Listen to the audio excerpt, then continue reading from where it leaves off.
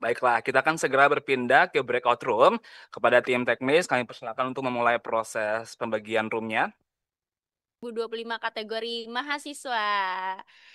Teman-teman juga sudah join semua di sini ya, dan para juri juga sudah join. Izinkan saya untuk membacakan alur presentasi hari ini. Jadi sesi presentasi per finalis terbagi dalam 3 segmen. Yang pertama ada sesi presentasi policy brief yang akan berlangsung selama 10 menit. Lalu yang kedua nanti akan ada sesi tanya jawab antara juri dan juga finalis.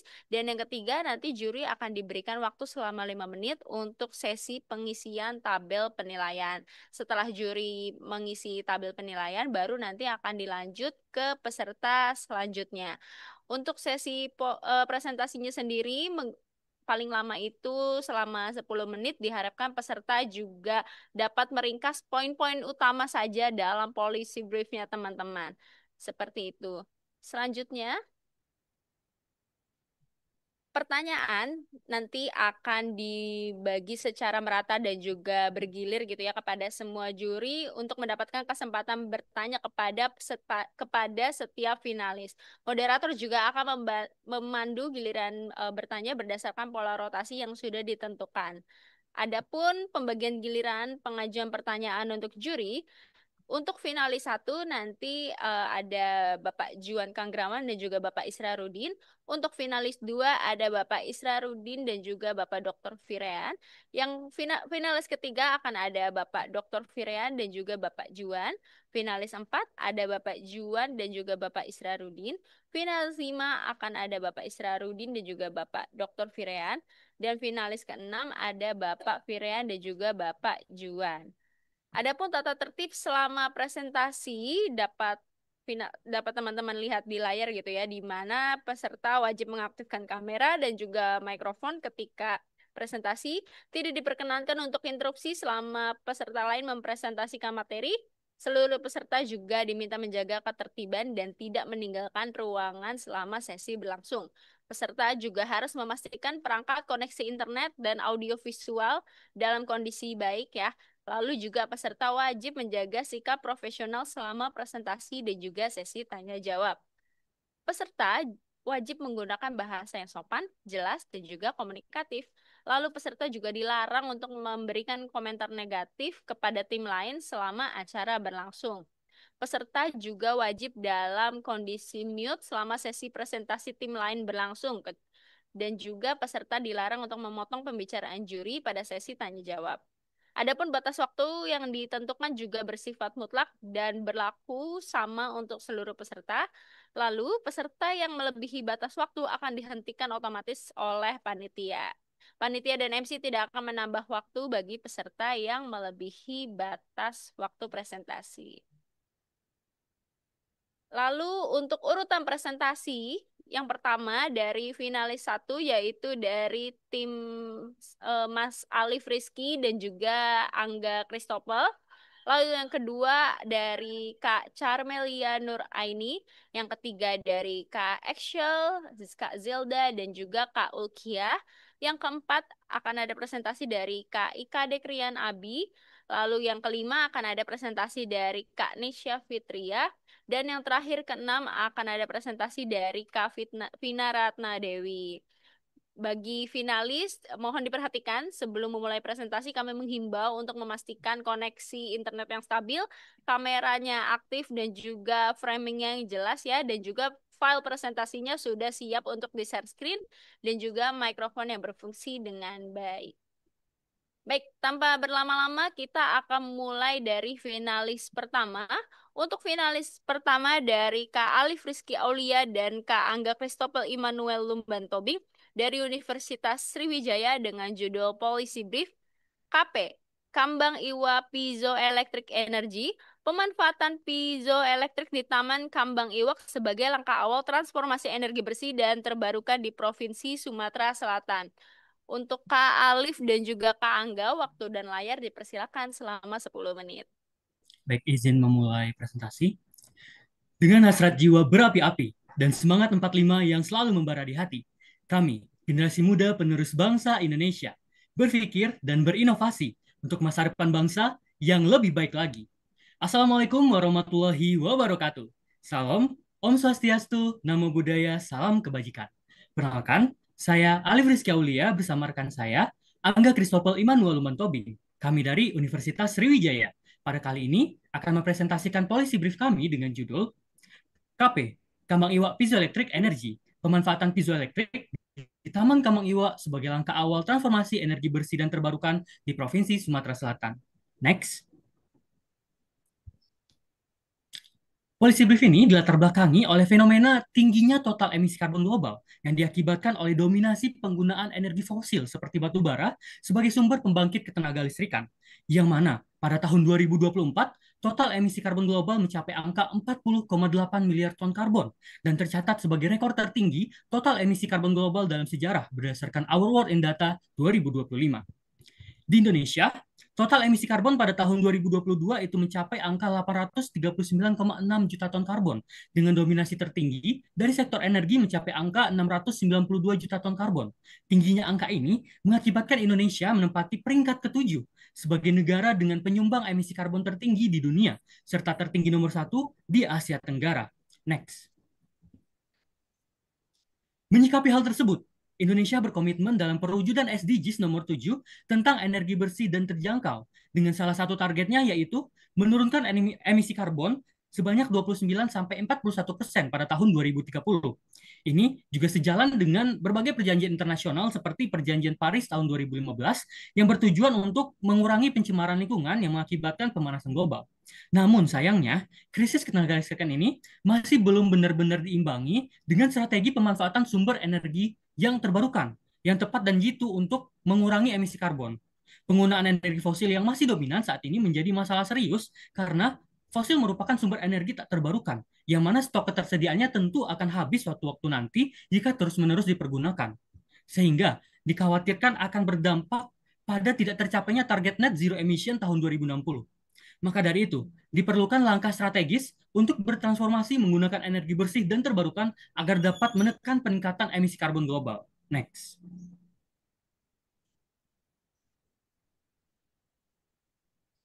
Dewan juri yang terhormat, kondisi energi kita saat ini masih sangat bergantung pada sumber fosil. Di Sumatera Selatan, dominasi batu bara dan minyak bumi dalam sektor listrik telah menciptakan karbon lock-in yang sulit dilepaskan. Ketergantungan ini tidak hanya memicu polusi, tetapi juga memperparah krisis iklim yang kita hadapi bersama.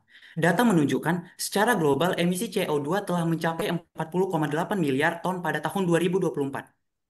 Sementara Sumatera Selatan sendiri menyumbang 95 juta ton pada tahun 2022, menempatkannya pada peringkat ketiga emisi terbesar nasional. Angka ini menegaskan bahwa persoalan iklim bukan hanya isu global, melainkan juga tanggung jawab lokal. Dampaknya sangat serius, yakni perubahan iklim yang sangat ekstrim, kerugian ekonomi akibat bencana, dan menurunnya kesehatan masyarakat karena paparan polusi. Ironisnya, Sumatera Selatan sebenarnya memiliki potensi energi terbarukan yang besar, mulai dari surya, biomasa, hidro, hingga energi kinetik, hanya saja belum dimanfaatkan secara optimal. Inilah yang menciptakan policy gap antara wacana transisi energi dengan realitas lapangan. Next.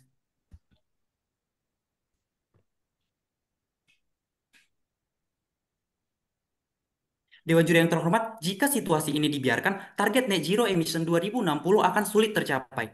Krisis iklim akan semakin parah dengan dampaknya multidimensi terhadap lingkungan, kesehatan, dan ekonomi masyarakat. Oleh karena itu, dibutuhkan aksi cepat, terukur, dan nyata di tingkat lokal. Proyek percontohan transisi energi bersih bukan hanya penting, tetapi mendesak. Model ini harus mampu menunjukkan bahwa energi hijau dapat dihasilkan dari aktivitas sehari-hari masyarakat, sekaligus menjadi bukti konkret bahwa solusi iklim bisa dimulai dari ruang publik. Next.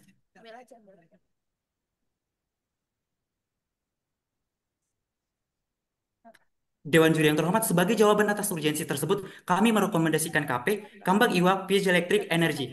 KP merupakan inisiatif pemanfaatan teknologi piezoelektrik di Taman Kambang Iwak, Palembang. Melalui inovasi ini, getaran dari langkah kaki pejalan di jogging track Taman Kambang Iwak maupun kendaraan yang melewati polisi tidur akan diubah menjadi energi listrik ramah lingkungan. Manfaat KP sangat strategis, yakni yang pertama, implementasi teknologi piezoelektrik di ruang publik yang ramai untuk menangkap energi dari aktivitas masyarakat. Yang kedua, menghasilkan listrik ramah lingkungan yang digunakan untuk penerangan taman, CCTV, dan papan informasi digital sehingga mengurangi ketergantungan pada fosil. Yang ketiga, menekan emisi karbon, berkontribusi pada target penurunan emisi nasional dan mendukung net zero emission 2060. Yang keempat, mendorong percepatan transisi energi yang sejalan dengan SDGs poin 7, yaitu energi bersih, terjangkau, dan berkelanjutan. Serta yang kelima, yaitu melibatkan partisipasi publik, di mana masyarakat ikut berkontribusi dalam produksi energi hijau hanya dengan aktivitas sehari-hari mereka. Dengan begitu, Dewan Juri yang terhormat, KP bukan hanya proyek teknologi, tetapi juga gerakan sosial yang membangun kesadaran kolektif tentang energi bersih. Next. Dewan Juri yang terhormat, untuk memastikan keberhasilan, KP dirancang melalui 5 tahapan sistematis. Yang pertama yaitu identify dengan rencana realisasi pada tahun 2026. Tahapan ini dimulai dari melakukan pemetaan titik strategis di Taman Kambang Iwak melalui survei dan analisis teknis bersama Dinas ESDM, PUPR, dan akademisi, termasuk studi kelayakan, rancangan awal, pemilihan material, dan penjajakan kerjasama. Yang kedua yaitu create dengan rencana realisasi akhir 2026 sampai awal 2027. Pada tahap ini dilakukan perancangan paving piezoelektrik tahan cuaca Palembang, disertai penyusunan proposal pendanaan yang ditujukan pada APBD, CSR maupun hibah internasional, serta pada tahap ini dilakukan pengurusan izin, sosialisasi publik, dan pengadaan peralatan. Tahapan yang ketiga yaitu assess dengan rencana realisasi dimulai dari pertengahan 2027 hingga akhir 2027. Pada tahap ini dilakukan uji coba selama 3 bulan dan hasil kinerja akan dievaluasi melalui ketahanan material serta penerimaan publik harus lebih besar dari 80% pengunjung taman. Yang keempat yaitu realize dengan rencana realisasi pada awal 2028. Pada tahapan ini dilakukan penerapan penuh di jalur utama Taman Kambang Iwak Palembang dengan dukungan pemerintah Kota Palembang, perguruan tinggi dan swasta, disertai program edukasi publik dan display real-time kontribusi energi. Serta tahapan yang terakhir yaitu evaluate dengan rencana realisasi pertengahan 2028 hingga seterusnya. Pada tahap ini dilakukan evaluasi berkala setiap 6 bulan dengan target 40% kebutuhan listrik taman terpenuhi dan pengurangan konsumsi PLN sebesar 20%. Hasil evaluasi menjadi dasar replikasi di ruang publik lain di Palembang. Dewan Juri yang terhormat, dengan demikian KP tidak hanya menjawab tantangan energi fosil, tetapi juga menjadi langkah nyata mempercepat transisi energi bersih dari Sumatera Selatan. Proyek ini menawarkan solusi teknologi, mendorong partisipasi masyarakat, dan membawa kontribusi signifikan pada pencapaian target net zero emission 2060. KP adalah bukti bahwa perubahan besar bisa dimulai dari langkah kecil, bahkan dari setiap pijakan kaki masyarakat di ruang publik. Next. Dewan Juri yang terhormat, KP memiliki potensi yang besar menjadi problem solver dari permasalahan krisis iklim serta tingginya emisi karbon di Provinsi Sumatera Selatan khususnya, serta membantu mewujudkan komitmen pemerintah dalam tujuan transformasi energi terbarukan. Tentunya, kami menyadari bahwa rekomendasi yang kami rumuskan dalam policy brief ini tidak akan dapat terrealisasi dengan baik tanpa adanya bantuan dan kerjasama dari berbagai stakeholder dan para pemangku kepentingan. Maka dari itu, di sini kami memproyeksikan stakeholders atau para pihak terkait yang potensial beserta peranannya untuk dapat membantu merealisasikan rekomendasi kebijakan Kambang Iwak Piezoelektrik ini, yaitu pertama dari bagian pemerintah, itu khususnya di bagian pemerintah Provinsi Sumatera Selatan dan dinas-dinas terkait, akan berperan dalam merumuskan dan menetapkan kebijakan-kebijakan terkait dengan energi terbarukan dan regulasinya. Kemudian dari PLN akan berperan dalam memberikan konsultasi teknis terkait integrasi sistem kelistrikan serta penyuntikan investasi dana. Selanjutnya dari Asosiasi Energi Terbarukan Indonesia akan membantu dalam memberikan dukungan teknis dan informasi mengenai energi terbarukan yang dibutuhkan. Kemudian dari pihak akademisi akan berperan dalam melakukan penelitian lebih lanjut terkait efisiensi sistem, pengembangan material piezoelektrik, dan analisis dampak lingkungan. Kemudian dari sektor perusahaan akan berperan dalam sebagai sumber investasi dana, stakeholder pembangunan, serta penyedia teknologi pendukung. Kemudian dilanjutkan dengan dari masyarakat akan berperan penting dalam memberikan dukungan dan partisipasi aktif dalam proyek ini, serta menjadi pengguna langsung dari energi yang dihasilkan dari proyek Kambang Iwak Piezoelectric Energy ini. Next. Baik, untuk referensi kami menggunakan referensi dari jurnal dan artikel terkait yang dapat membantu memperkaya dan memperkuat policy brief ini. Next, ke slide terakhir. Baik, sekianlah presentasi yang dapat kami berikan. Kami mohon maaf atas segala kekurangan dan terima kasih atas segala perhatian. Wabillahi taufiq wal hidayah. Wassalamualaikum warahmatullahi wabarakatuh. Waalaikumsalam warahmatullahi wabarakatuh. Terima kasih banyak Kak Alif dan Kak Angga atas pemaparannya. boleh kita langsung lanjut ke sesi tanya jawab ya. Akan mempersilakan juri untuk memberikan satu pertanyaan kepada finalis. Masing-masing dari finalis, masing-masing pertanyaan akan dijawab maksimal selama 4 menit. Yang pertama boleh dari Pak Juan terlebih dahulu untuk memberikan pertanyaan kepada finalis. Oke, Silakan. baik. Mungkin saya komentar dulu, baru pertanyaan singkat ya. Jadi pertama, terima kasih ya untuk presentasinya. Saya rasa cukup lengkap. Dan saya suka ya idenya di mana ada inisiatif yang kecil, tapi saya rasa cukup konkret dan komprehensif ya. Beberapa ranah atau aspek sudah terbahas. Tapi memang konteks krisis iklim ini sesuatu yang besar ya, termasuk dalam konteks global. Jadi memang perlu pendekatan yang lebih menyeluruh. Nah, pertanyaan saya satu, jadi bagaimana nih dengan inisiatif yang berawal, anggaplah ini langkah kecil ya, dan kalau ke depan ingin diperluas lebih banyak atau lebih besar, anggaplah ke provinsi-provinsi lain, kota-kota atau daerah-daerah lain di Indonesia, bahkan mungkin di luar negeri gitu ya. Ada nggak pemikiran atau ide-ide bagaimana sih inisiatif yang berawal kecil ini bisa diperluas atau berdampak lebih besar? Silakan. Baik, terima kasih Dewan Juri atas pertanyaannya. Saya izin untuk menjawab.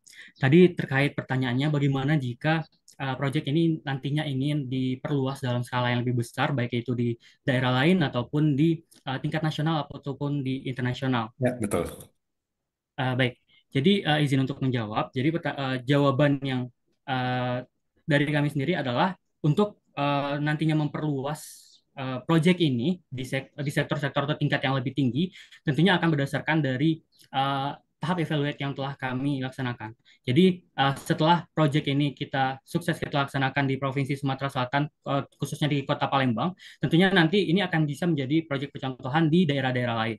Kemudian juga bagaimana agar di daerah lain bisa sukses dilaksanakan juga proyek yang serupa, tentunya akan melalui tahap-tahapan yang seperti dilakukan pada awal tadi, seperti akan melakukan identifikasi di daerah-daerah potensial di berbagai daerah, kemudian agar teknologi piezoelektrik ini benar-benar bisa dimanfaatkan di daerah-daerah tersebut sesuai dengan daerahnya begitu.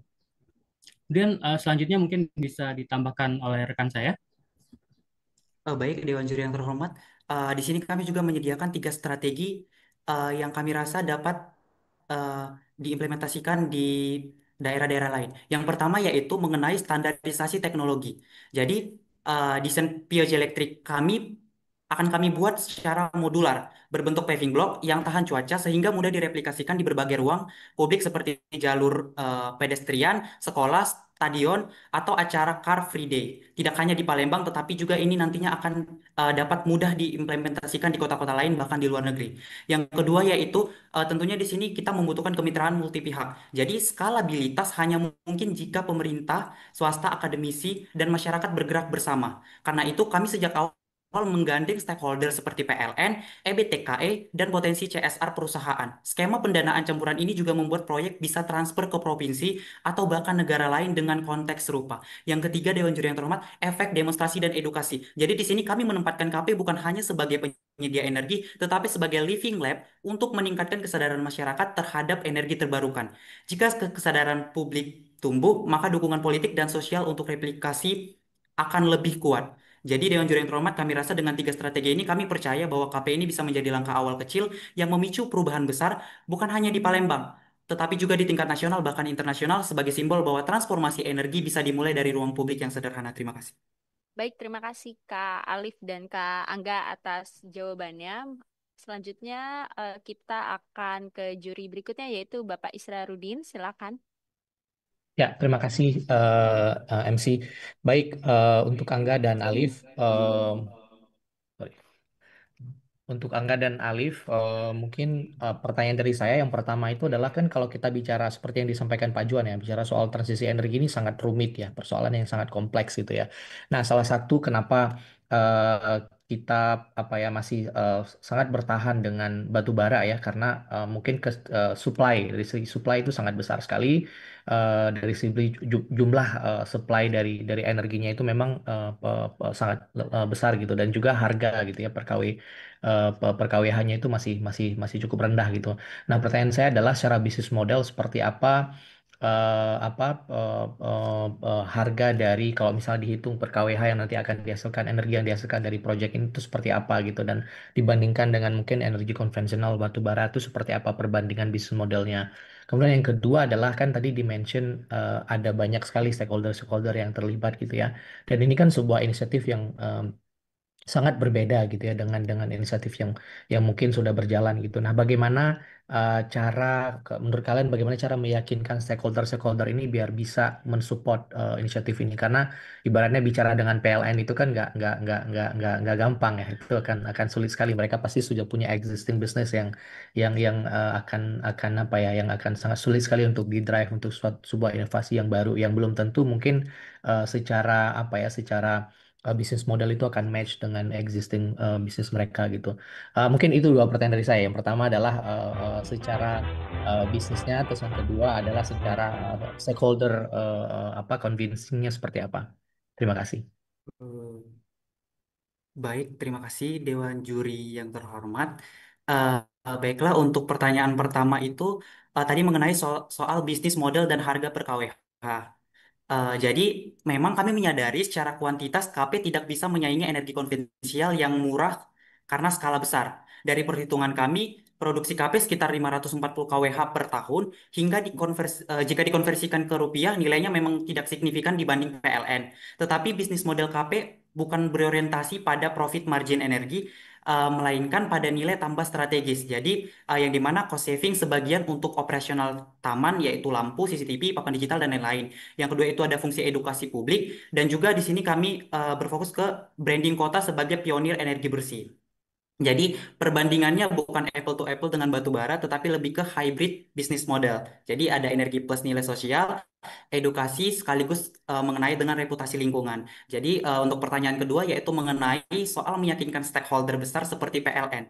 Betul, PLN dan pemain energi konvensional sudah punya bisnis existing. Tantangan kami adalah bukan menggantikan PLN, melainkan melengkapi.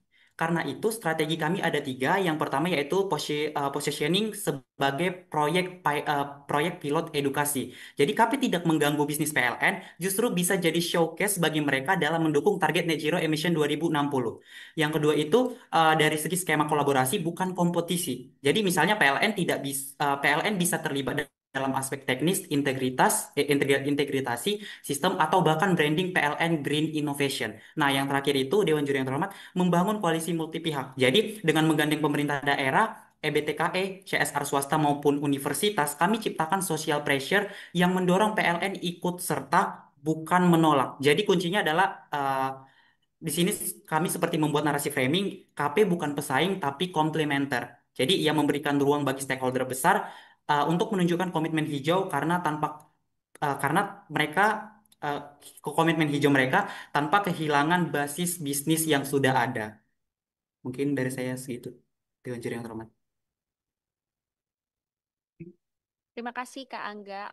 Sudah terjawab ya Pak Ista.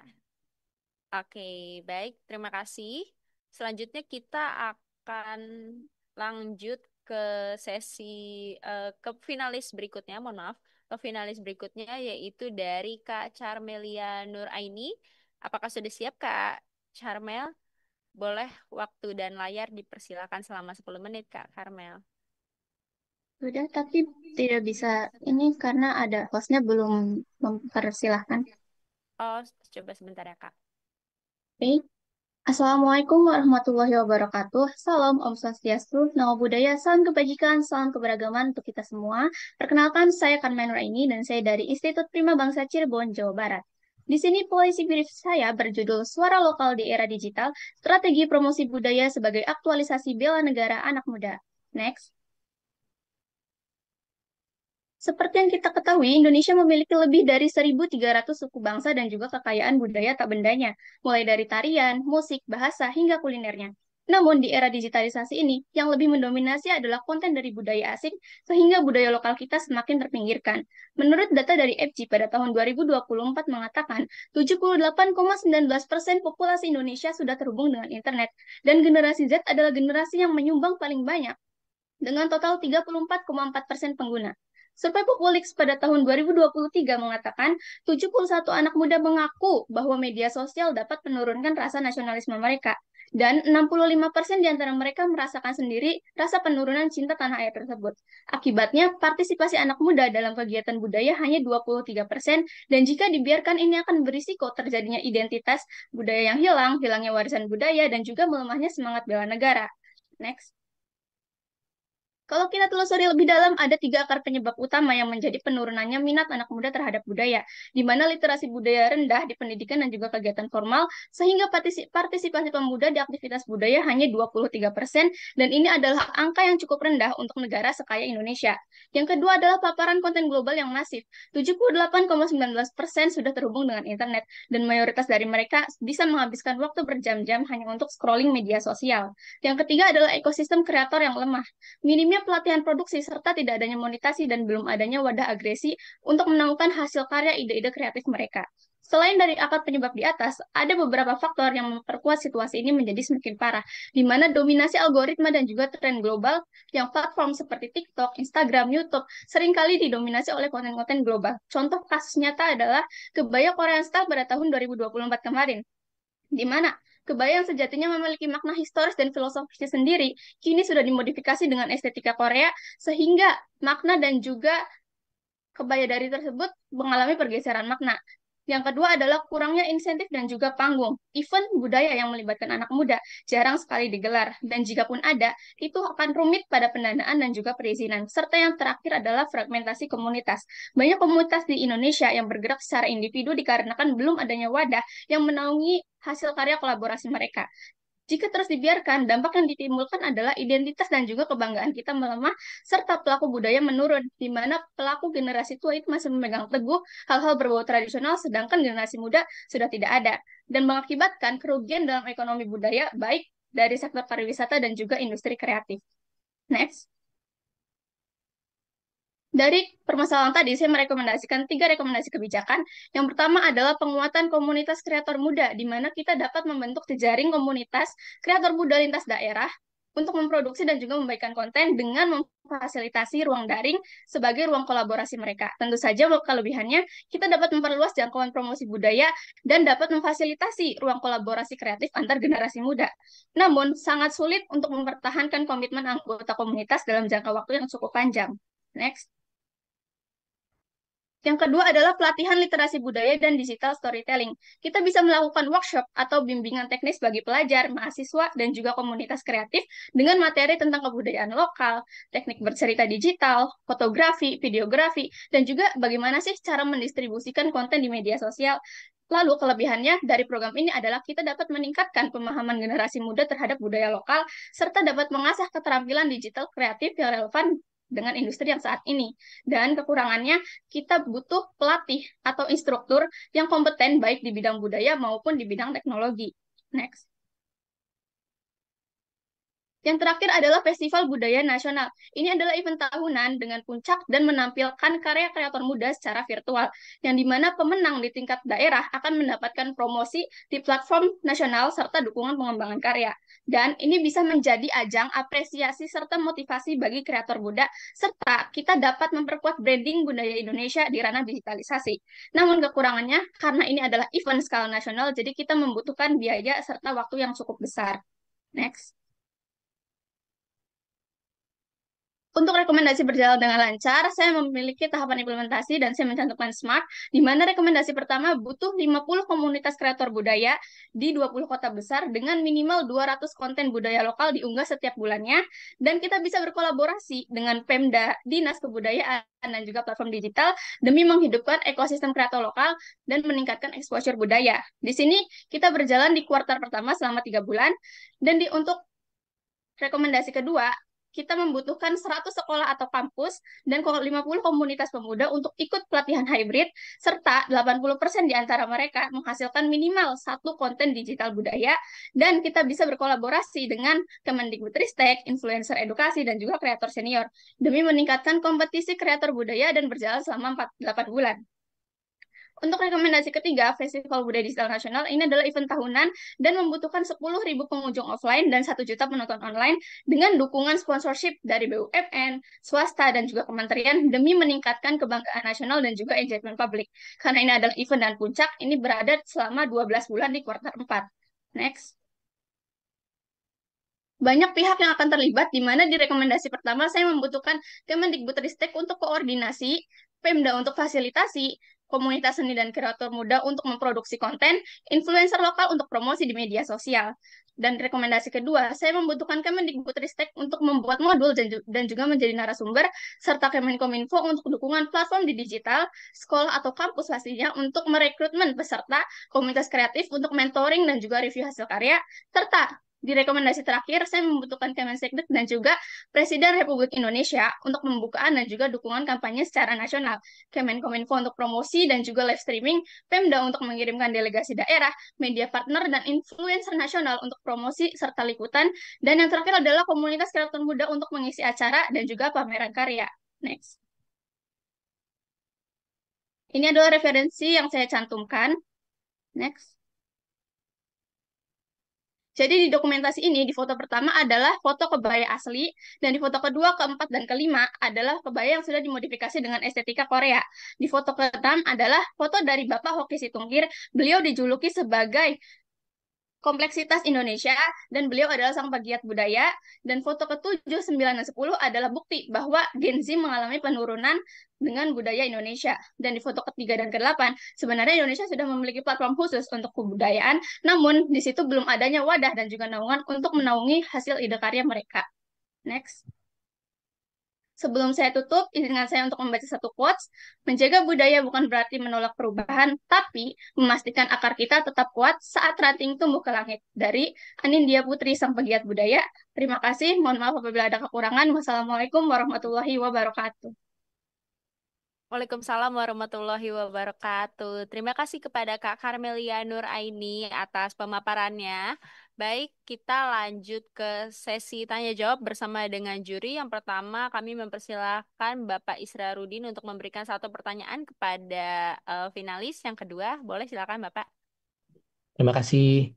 Terima kasih Karmelia, presentasinya menarik sekali. Menurut saya ini topiknya ini ya sangat-sangat penting ya, dan apa penjabaran Karmelia menurut saya lumayan sangat sistematis gitu ya.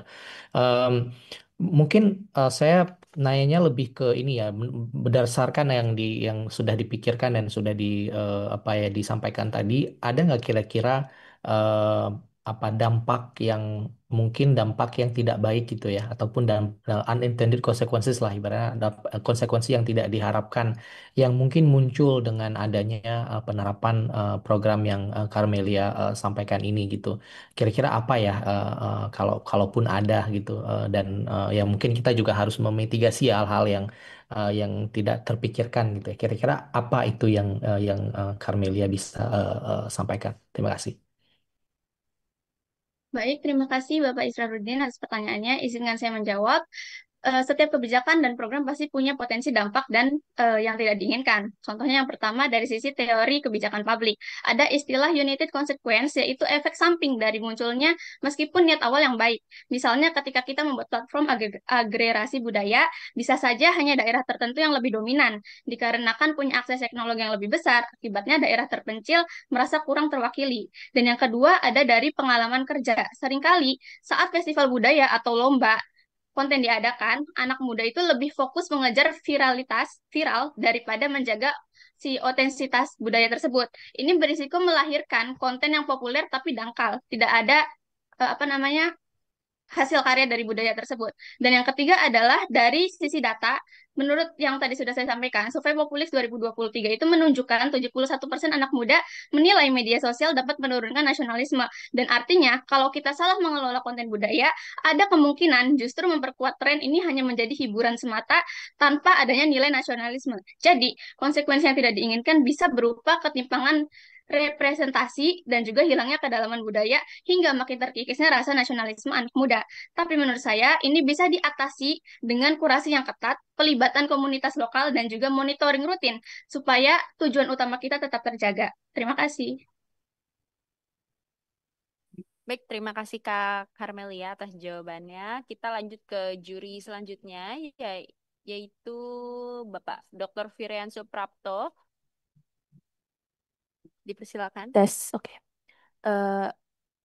Izin mewakili pertanyaan dari Bapak Firian. Pertanyaan dari Bapak Firian ialah, apakah strategi digitalisasi budaya yang ditawarkan cukup mampu bersaing dengan masifnya penetrasi budaya global seperti K-pop, drakor, dan lain-lain yang memiliki ekosistem industri yang kuat dan dana yang besar?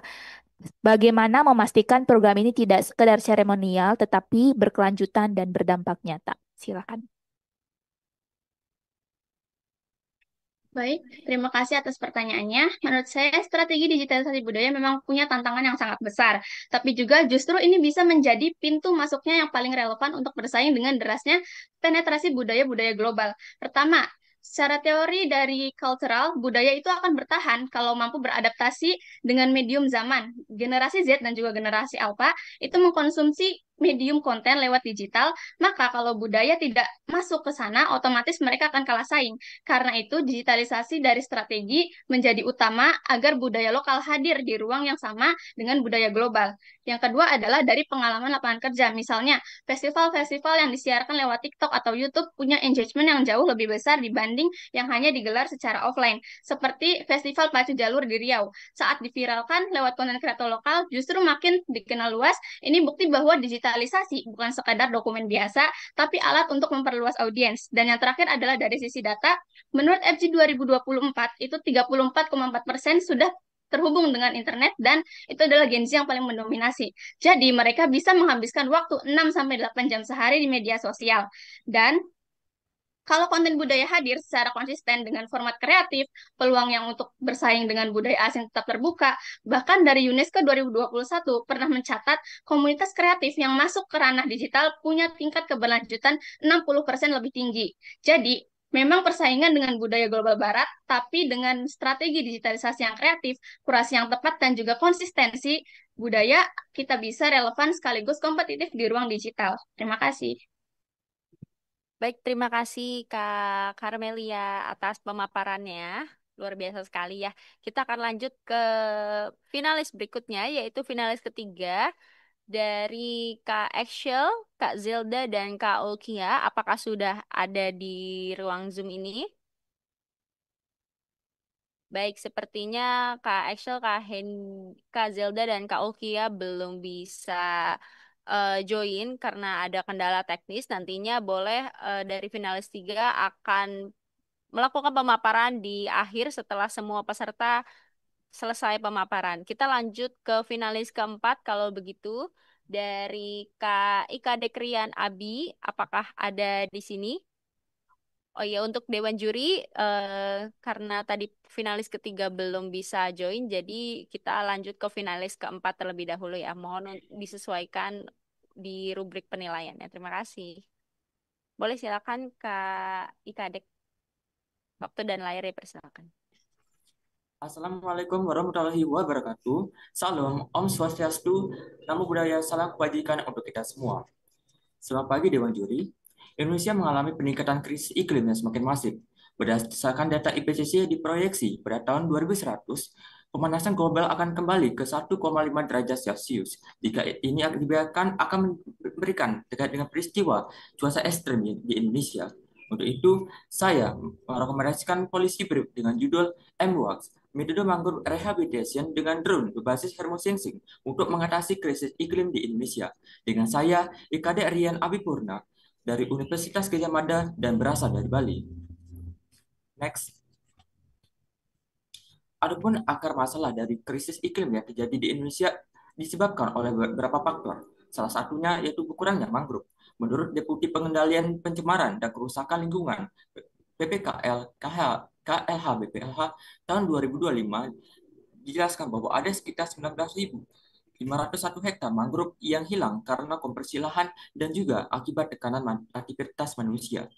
Hal ini dapat dilihat pada studi kasus di Kalimantan Barat, khususnya di Batu Ampar, bahwa telah terjadi kerusakan mangrove seluas 486 hektar per tahun dari periode 2006 hingga 2020, yang dari sekitar 60.934 hektar menjadi hanya sekitar 54.129 hektar. Hal ini juga disebabkan oleh aktivitas masyarakat yang mengelola mangrove untuk kehidupannya, karena mereka tidak memiliki pekerjaan yang layak selain dengan memanfaatkan mangrove yang ada. Selain itu, upaya rehabilitasi sudah dilakukan oleh pemerintah, salah satunya melalui Badan Restorasi Gambut dan Mangrove atau BRGM, yang dimana hanya mampu mengelola dan juga merehabilitasi sebanyak 13,14% dari target nasional sebanyak 600.000 hektar, yang dimana itu direncanakan harus selesai dari tahun 2019 sampai 2024. Akan tapi memang belum bisa tercapai dan hanya mampu merestorasi sebanyak 78.828 hektar. Dan saat ini memang untuk Badan Restorasi Gambut dan juga Mangrove ini juga sudah dibubarkan oleh pemerintah per tanggal 31 Desember 2024. Jika ini dibiarkan akan memberikan dampak yang signifikan bagi masyarakat, khususnya bagi masyarakat pesisir. Melihat bagaimana bahwa berdasarkan data BPS pada tahun 2024 ada sekitar 84.276 desa yang ada di Indonesia dengan sekitar 15,39% itu berada di daerah pesisir atau sekitar 12.968 desa. Next.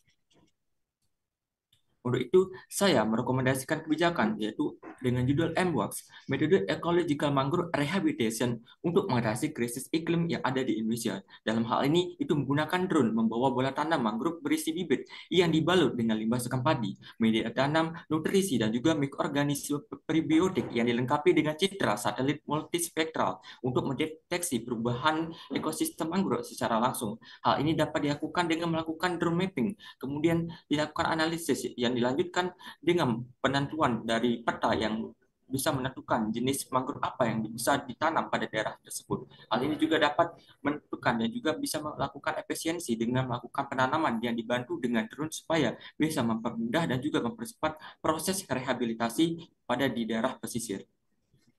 Selanjutnya, nah untuk itu dalam mewujudkan dari polisi BRIP ini, strategi implementasi dan juga kolaborasi efektif menjadi kunci, yang dimana dengan bisa melakukan regulasi adopsi drone dan remote sensing. Pemerintah dalam hal ini dapat memberikan dukungan regulasi adopsi drone dan juga remote sensing untuk rehabilitasi mangrove. Kemudian juga dapat melakukan pendanaan skema blended finance yang bertujuan untuk melibatkan pemerintah termasuk dari BRIN, KLHK, BIG, Kemenku, dan juga dari swasta seperti YKPN.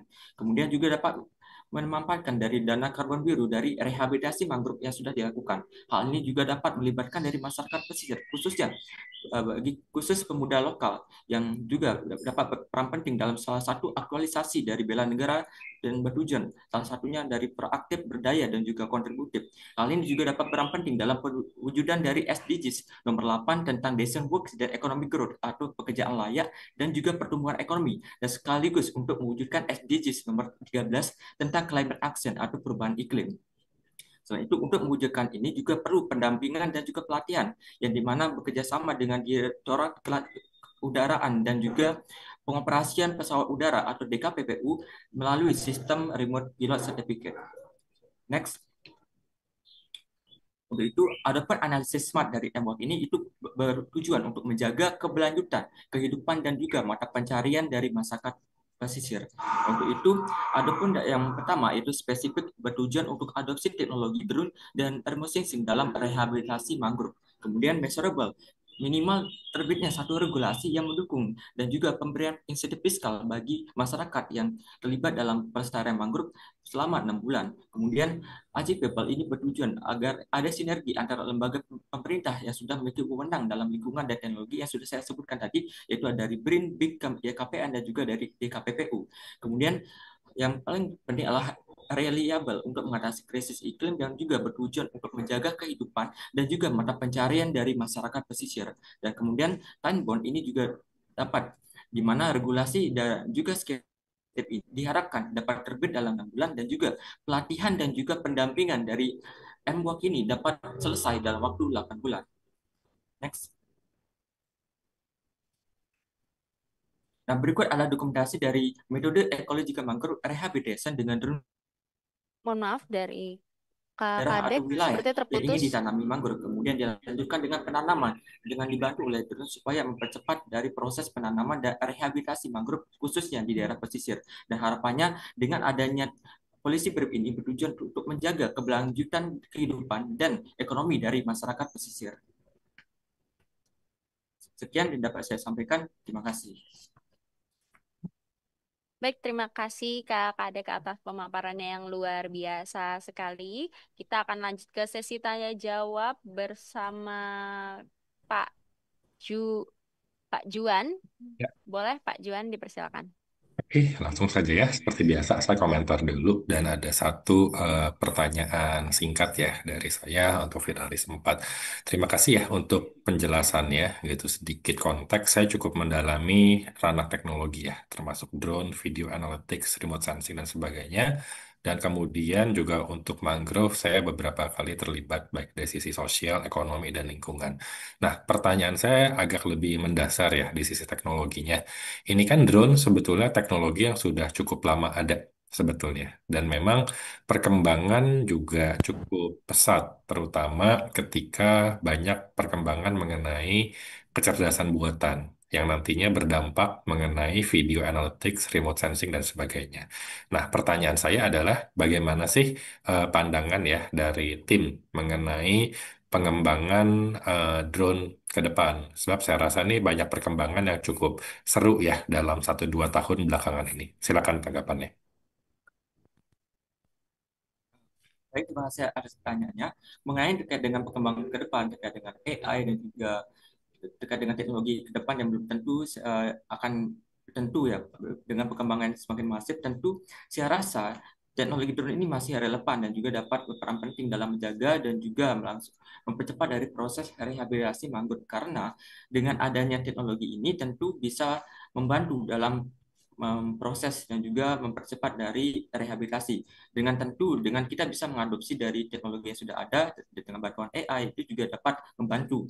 Apalagi saya juga dalam hal ini itu melakukan dan juga mengajukan rekomendasi berupa kolaborasi dari berbagai pihak, khususnya yang terkait dengan adopsi teknologi drone, yaitu dengan dibantu juga dengan berbasis remote sensing, yang dimana ini juga bisa dibantu juga dengan AI yang kedepannya Sorry, sangat mohon maaf, saya potong sedikit ya, supaya arah pertanyaan bisa lebih mengerucut. Dari sisi teknologi, sempat terinfo nggak? Kira-kira perkembangannya bisa di ranah apa sih?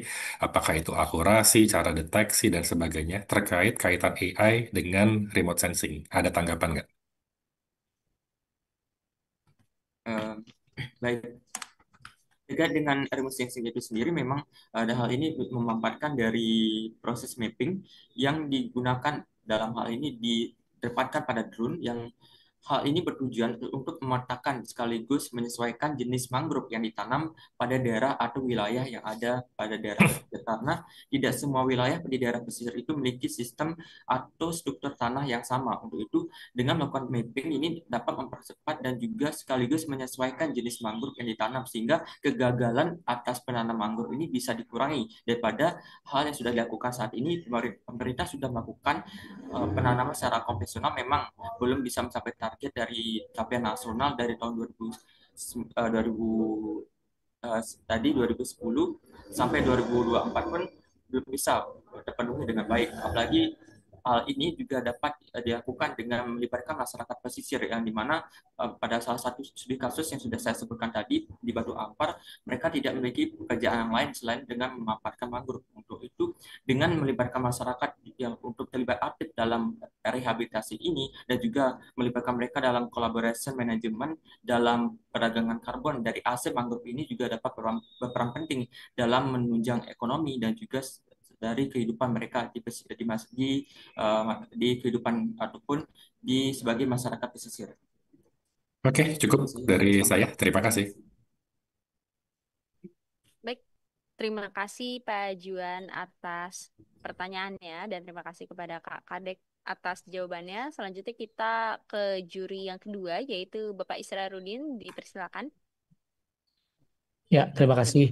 Mungkin aku mau tanya terkait ini dulu ya. Tadi kayaknya sempat freeze ya di internetnya. Nah, apakah drone ini juga akan digunakan untuk menanam ya, atau hanya untuk memantau? Nah, kemudian apa ya? Bagaimana kan kayak mangrove, kalau kita ketahui mangrove itu kan kayak growth rate-nya dia itu kalau setelah ditanam itu kan nggak terlalu tinggi ya. Jadi banyak juga yang akhirnya nggak bertahan hidup gitu ya. Nah, ini seperti apa perbedaan eh, metode menggunakan drone ini dengan manual? Nah, itu seperti apa kayak perbandingan percentage growth rate dari mangrove itu sendiri gitu.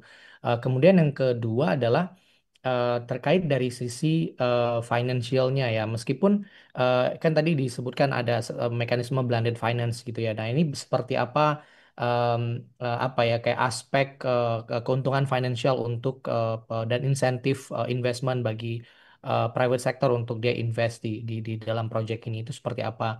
Lalu eh, kalau memang ini maksudnya ini dibebankan ke dalam biaya pemerintah, nah itu investmentnya seperti apa? Apakah apa ya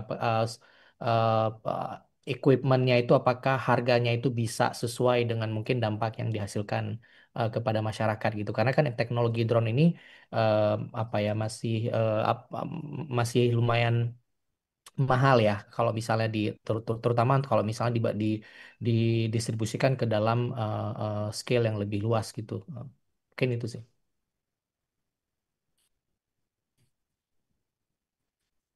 Baik, terima kasih atas pertanyaannya. Mengenai terkait dengan teknologi drone ini, itu memang bertujuan selain memang dalam pemanduan juga berperan penting dalam membantu penanaman dalam rehabilitasi mangrove di daerah pesisir.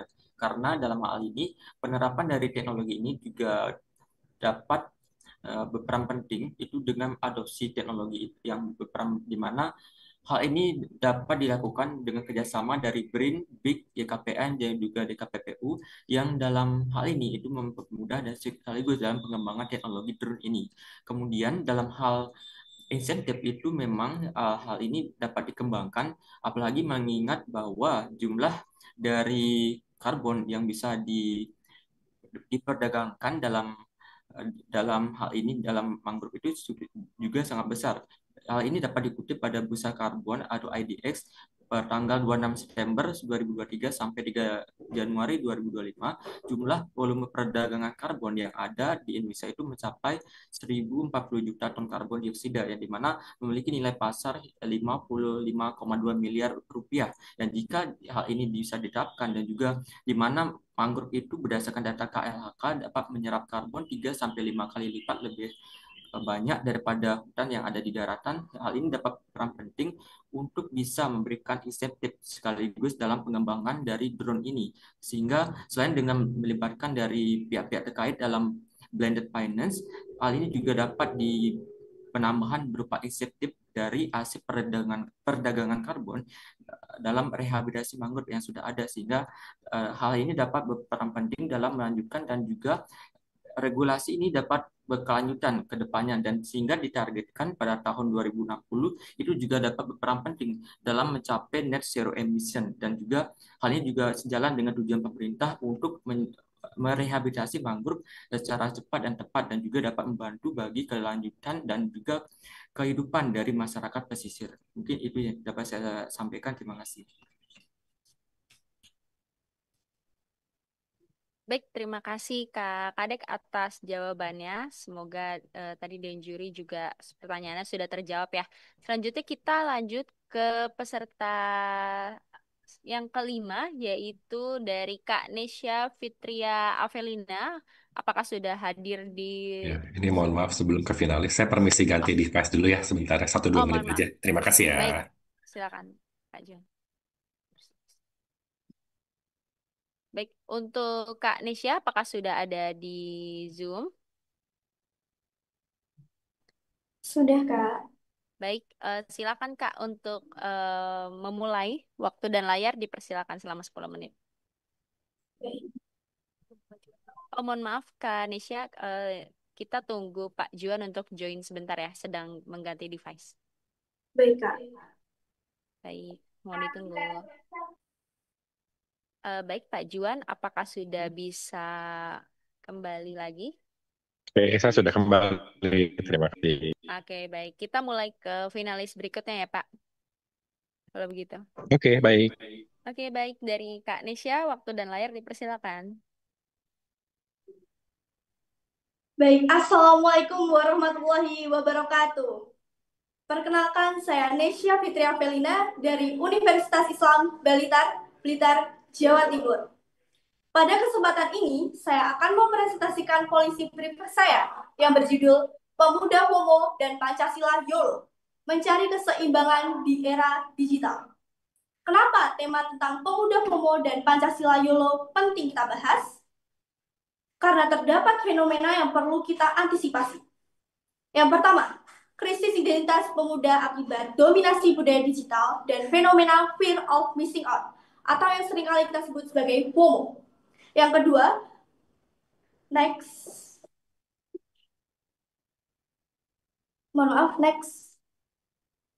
slide.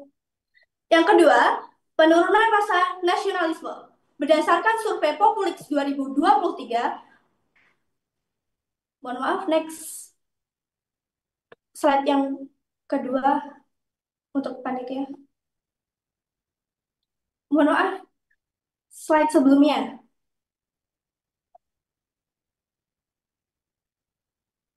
Kedua, penurunan rasa nasionalis.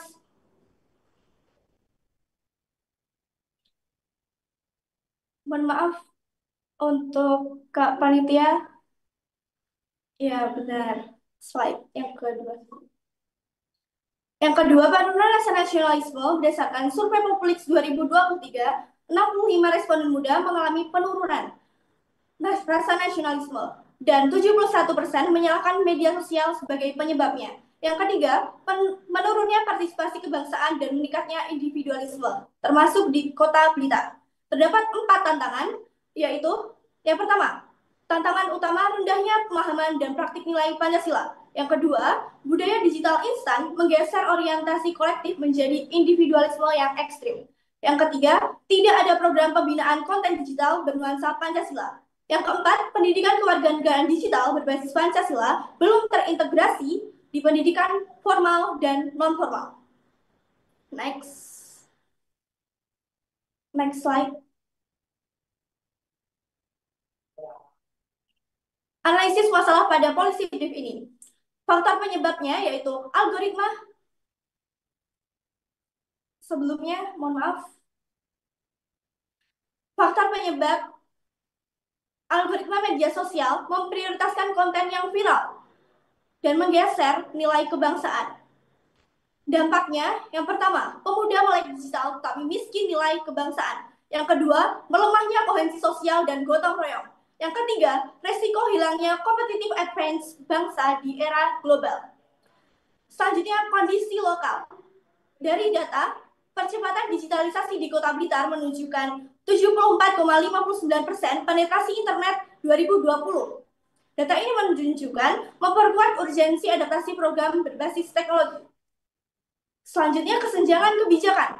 Belum ada strategi terintegrasi antara adaptasi teknologi dan penguatan ideologi. Next slide.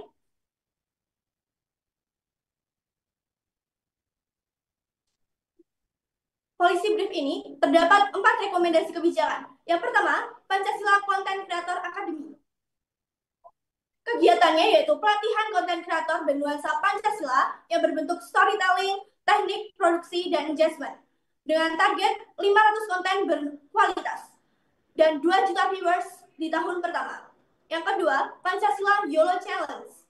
Mengubah para paradigma FOMO menjadi You Only Live Once with Purpose dengan target 10.000 partisipasi aktif dan 15 juta impression. Next slide.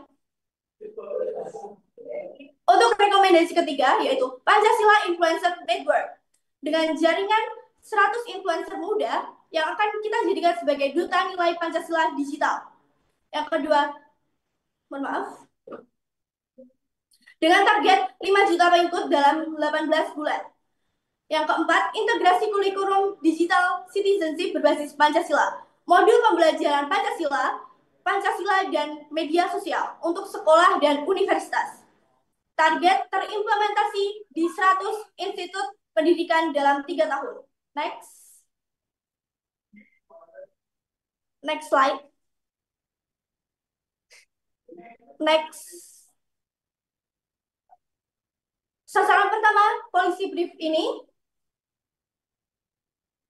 Mohon maaf. Sasaran pertama policy brief ini ada 2. Yang pertama, tingkat kota atau pilot project.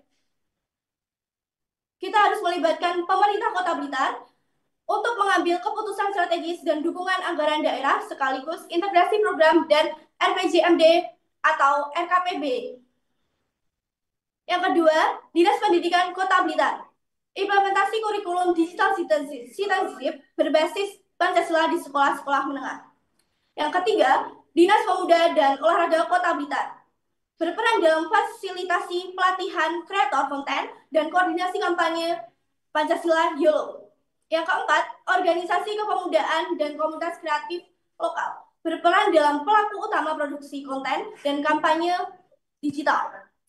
Yang kelima, komunitas influencer lokal. Sebagai penggerak kampanye di media sosial, membangun engagement. Yang kelima, media lokal sebagai publikasi dan amplifikasi pesan program di masyarakat. Next slide. Next,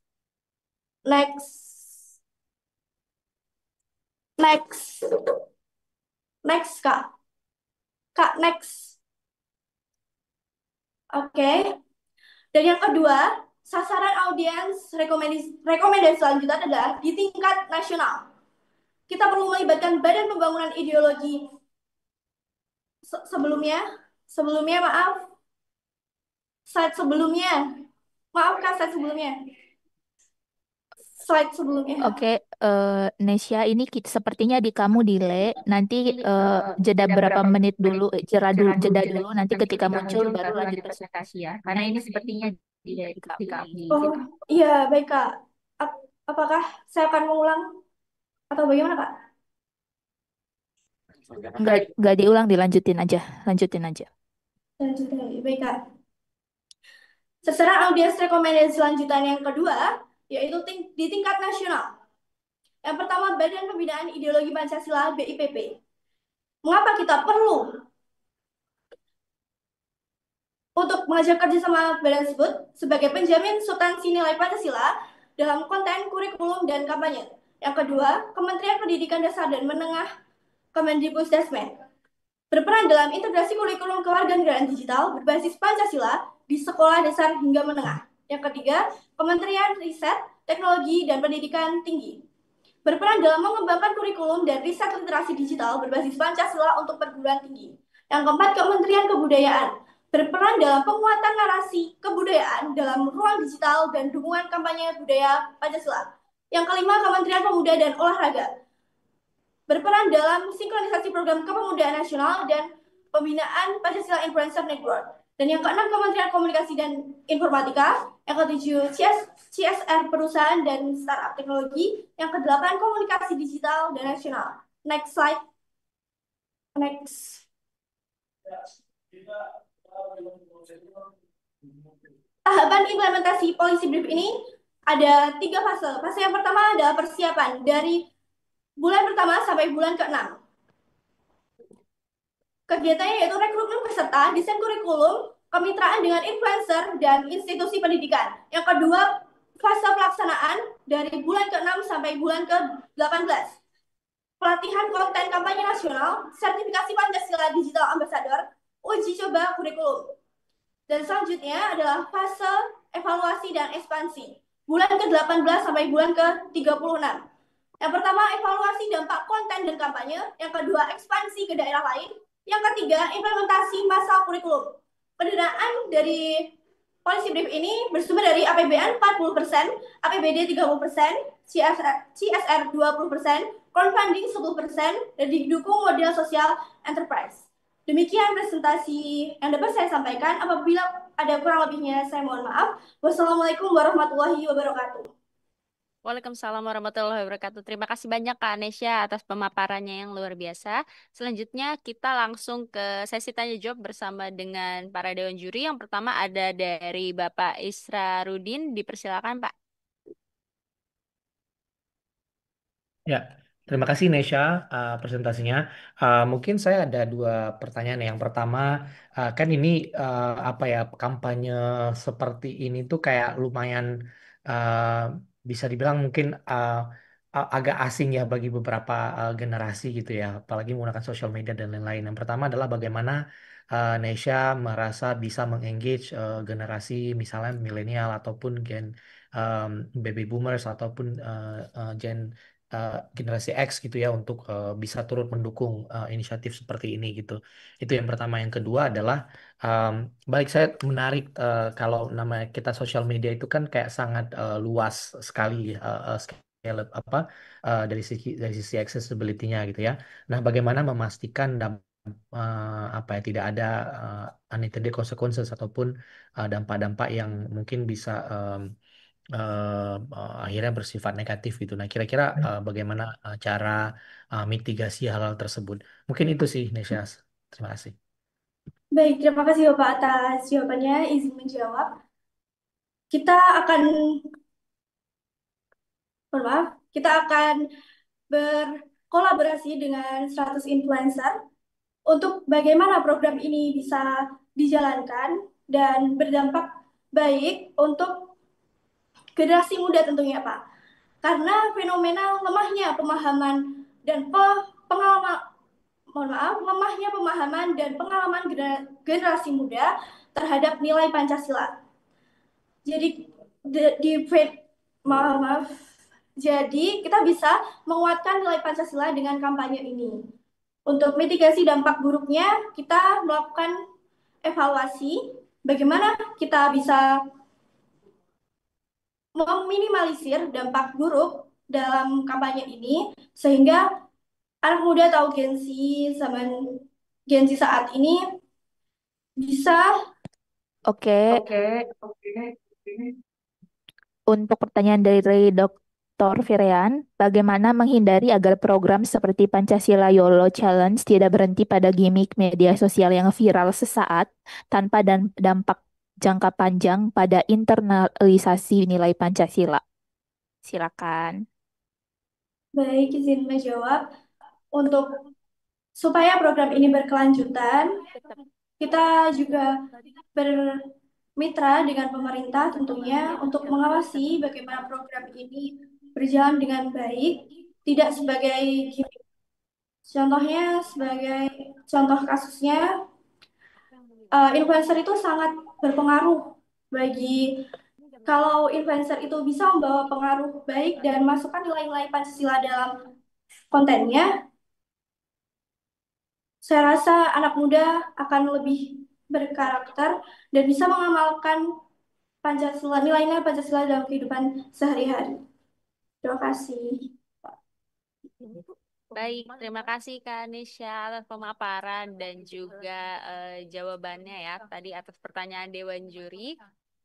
Terima kasih. Selanjutnya kita lanjut ke finalis berikutnya yang ke-6 yaitu dari Kak Vina Ratna Dewi dari Universitas Syah Kuala dengan judul Policy Brief Aksi Lingkungan One Person One Plan Konservasi Mangrove sebagai Solusi Nyata dalam Perubahan Iklim di Banda Aceh. Kak Vina, apakah sudah hadir di Zoom ini? Boleh silakan waktu dan layar dipersilakan. Bismillahirrahmanirrahim. Jangan hanya menjadi sebuah kesempatan, jangan meninggalkan sebuah kesempatan, dan mari tunjukkan sebuah aksi lingkungan. Bismillahirrahmanirrahim. Assalamualaikum warahmatullahi wabarakatuh. Saya Vina Ratnadewi, mahasiswi dari Universitas Syah Kuala Banda Aceh. Saat ini sudah terjadi beberapa fenomena cuaca ekstrim, khususnya di wilayah Banda Aceh. Ini bukan hanya sebuah fenomena, tetapi ini gambaran nyata yang mendesak untuk kita terus bertindak dan melakukan aksi lingkungan. Di sini saya hadir dengan Polisi brief saya, aksi lingkungan One Person One Plan, konservasi mangrove sebagai solusi nyata dalam perubahan iklim di Banda Aceh. Selanjutnya,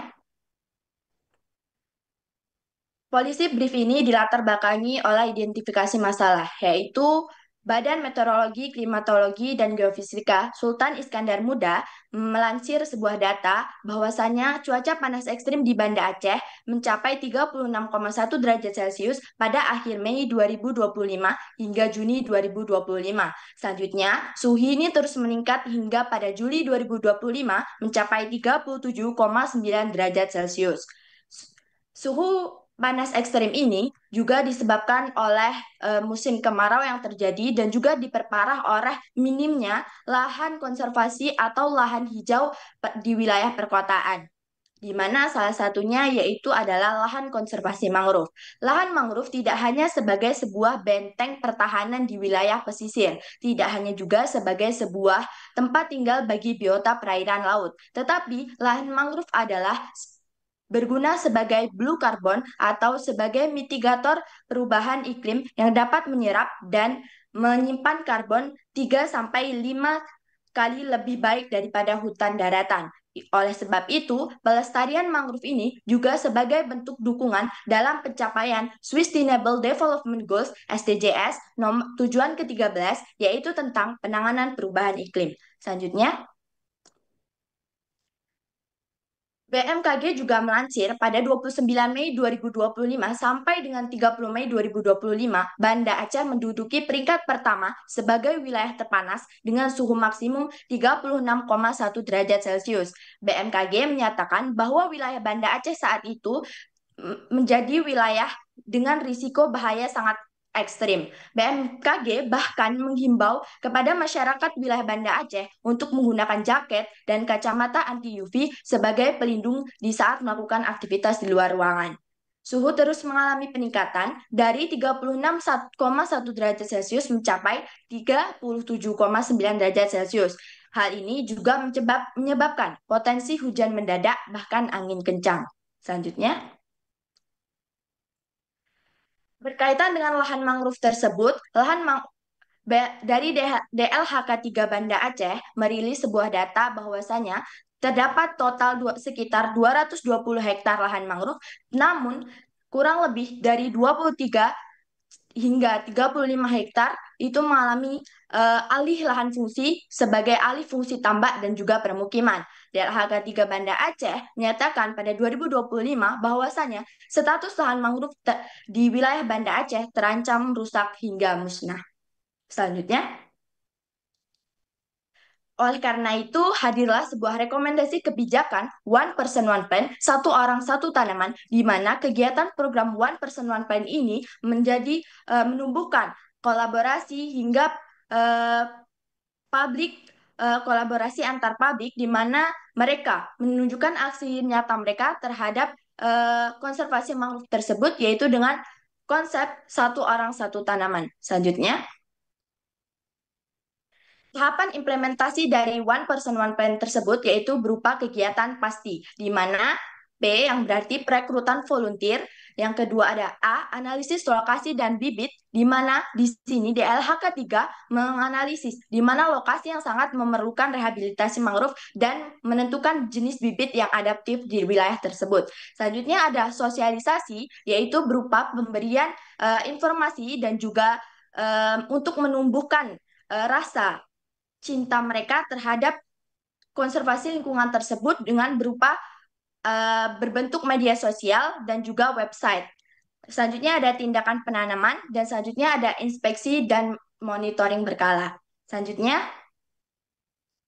dalam mencapai kegiatan dari One Person One Plan tersebut diharapkan adanya kolaborasi antara pemerintah kota hingga mahasiswa, di mana pemerintah kota dan wali kota bertugas sebagai fasilitator utama dan yang memberikan kebijakan dan regulasi terkait tentang konservasi mangrove. Selanjutnya adalah HK3 Banda Aceh bertugas sebagai koordinator lapangan, di mana sesuai dengan Permenhub nomor 5 tahun 2025. Selanjutnya ada Dinas Kelautan dan Perikanan Banda Aceh yang bertugas sebagai pendukung yang sangat berperan penting terhadap wilayah konservasi di wilayah pesisir, ekosistem pesisir secara holistik. Selanjutnya ada komunitas, ada organisasi masyarakat, NGO atau mahasiswa dan relawan lainnya bergerak sebagai monitor penggerak dan juga relawan dalam aksi lingkungan tersebut. Selanjutnya,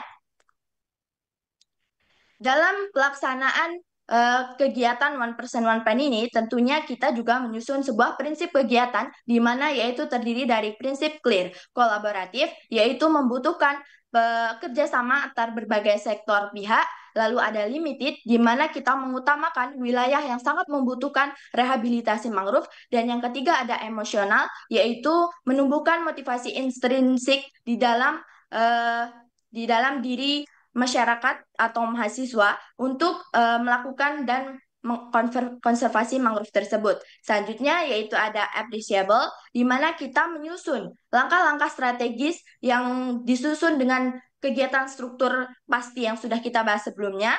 Lalu ada refinable, yaitu sebuah monitoring berkala yang dimana ini digunakan untuk strategi penanaman di masa depan yang terus berkembang dan berkelanjutan sesuai dengan masa-masanya. Lanjutnya, policy brief ini disusun sesuai dengan referensi yang berkaitan dengan artikel, website, ataupun jurnal terkait tentang konservasi mangrove dan perubahan iklim di Banda Aceh. Selanjutnya, ini adalah lampiran salah satu komunitas yang juga melakukan kegiatan penanaman mangrove. Selanjutnya, di sini ada lampiran terkait tentang website yang sudah saya bahas sebelumnya, di mana dia berisi tentang informasi tentang kegiatan One Person One Plan, visi misi One Person One Plan, dan juga prinsip One Person One Plan. Dan juga di sini diberikan tentang fakta penting mengenai mangrove Indonesia, habitat mangrove, dan cara menanam mangrove. Selanjutnya, baik, mungkin itu saja presentasi singkat dari saya. Kurang dan lebihnya saya mohon maaf. Saya Adi. Wassalamualaikum warahmatullahi wabarakatuh. Waalaikumsalam warahmatullahi wabarakatuh. Baik, terima kasih banyak Kak Vina atas pemaparan yang luar biasa ya tadi terkait mangrove. Nah, boleh lanjut kita ke sesi tanya jawab dengan juri. Yang pertama boleh dari Bapak Juan terlebih dahulu. Oke, terima kasih. Saya komentar dulu ya sebelum pertanyaan singkat. Jadi ya saya juga apresiasi untuk presentasinya. Saya juga pernah ke Aceh ya 2 kali untuk beberapa inisiatif sosial. Nah, kalau kita bicara mangrove kan tadi sudah ada ya yang pakai drone juga dari peserta sebelumnya. Jadi memang sudah ada nih beberapa wilayah mangrove di Indonesia. Bahkan di Jakarta sendiri, Jakarta Utara itu ada semacam perairan lah hutan mangrove. Nah, pertanyaan saya, jika inisiatif ini mau didorong, anggaplah ke hutan-hutan mangrove lain di Indonesia, bagaimana kesiapan dan istilahnya tahapan ya atau metodologi dari tim untuk bisa istilahnya membesarkan scale up inisiatif ini di konteks Indonesia. Terima kasih. Baik, terima kasih atas pertanyaannya, Pak. Akan saya jawab. Izinkan saya menjawabnya. Yang pertama, terkait dengan perluasan tentang langkah dari strategis konservasi mangrove tersebut di wilayah Indonesia. Tentunya sebelum melakukan sebuah kegiatan ini, saya sudah disusun tentang tahapan implementasi, di mana sudah saya bahas sebelumnya, terkait tentang tahapan implementasi pasti, di mana di situ perekrutan volunteer, analisis lokasi dan bibit, sosialisasi, tindakan penanaman, dan inspeksi, itu diharapkan dapat bekerja secara fleksibilitas dimanapun tempatnya berada. Artinya, tahapan implementasi ini dapat digunakan pada wilayah-wilayah yang juga tentunya nantinya akan membutuhkan konservasi mangrove tersebut. Lalu juga prinsip kegiatan yang sudah disusun juga berkaitan erat dengan tahapan implementasi yang nantinya juga akan berkolaborasi dalam penerapan untuk melakukan konservasi mangrove tersebut, Pak. Terima kasih. Oke, baik, cukup dari saya.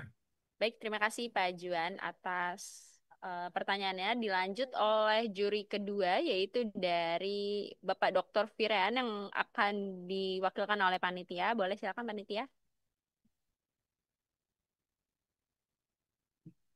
Oke, baik. Pertanyaannya, bagaimana mekanisme pengawasan terhadap potensi alih fungsi lahan yang berulang meski program penanaman mangrove terus dilakukan? Baik, terima kasih atas pertanyaannya. Izin menjawab. Jadi terkait tentang pengawasan status lahan mangrove tersebut, kita sudah di dalam kegiatan One Person One Plan tadi sudah ada sebuah tahapan implementasi di mana yaitu ada inspeksi dan juga di situ juga terdapat prinsip kegiatan berupa refinable, di mana mereka berdua adalah saling berkaitan tentang di mana monitoring lahan konservasi ini diharapkan dapat terus berjalan dan berkembang pada lahan-lahan tersebut dikarenakan seperti Dinas Lingkungan Hidup Kota Banda Aceh dan juga masyarakat lokal diharapkan dapat terus memberikan kontribusinya terkait dalam konservasi mangrove tersebut. Artinya di pengawasan tersebut dapat dilakukan utama oleh DLHK 3 Banda Aceh dan juga dilakukan oleh atas kesadaran masyarakat lokal tersebut. Mungkin itu saja. Terima kasih. Baik, terima kasih Kak Vina atas jawabannya. Sudah terjawab ya untuk semuanya. Baik, teman-teman. Sekian untuk presentasi dari kategori mahasiswa. Terima kasih kepada seluruh finalis yang sudah mempresentasikan policy briefnya.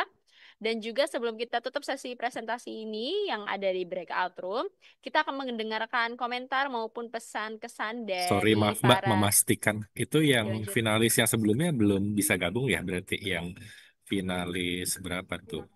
3 ya kayaknya ya. Itu belum bisa ya berarti ya.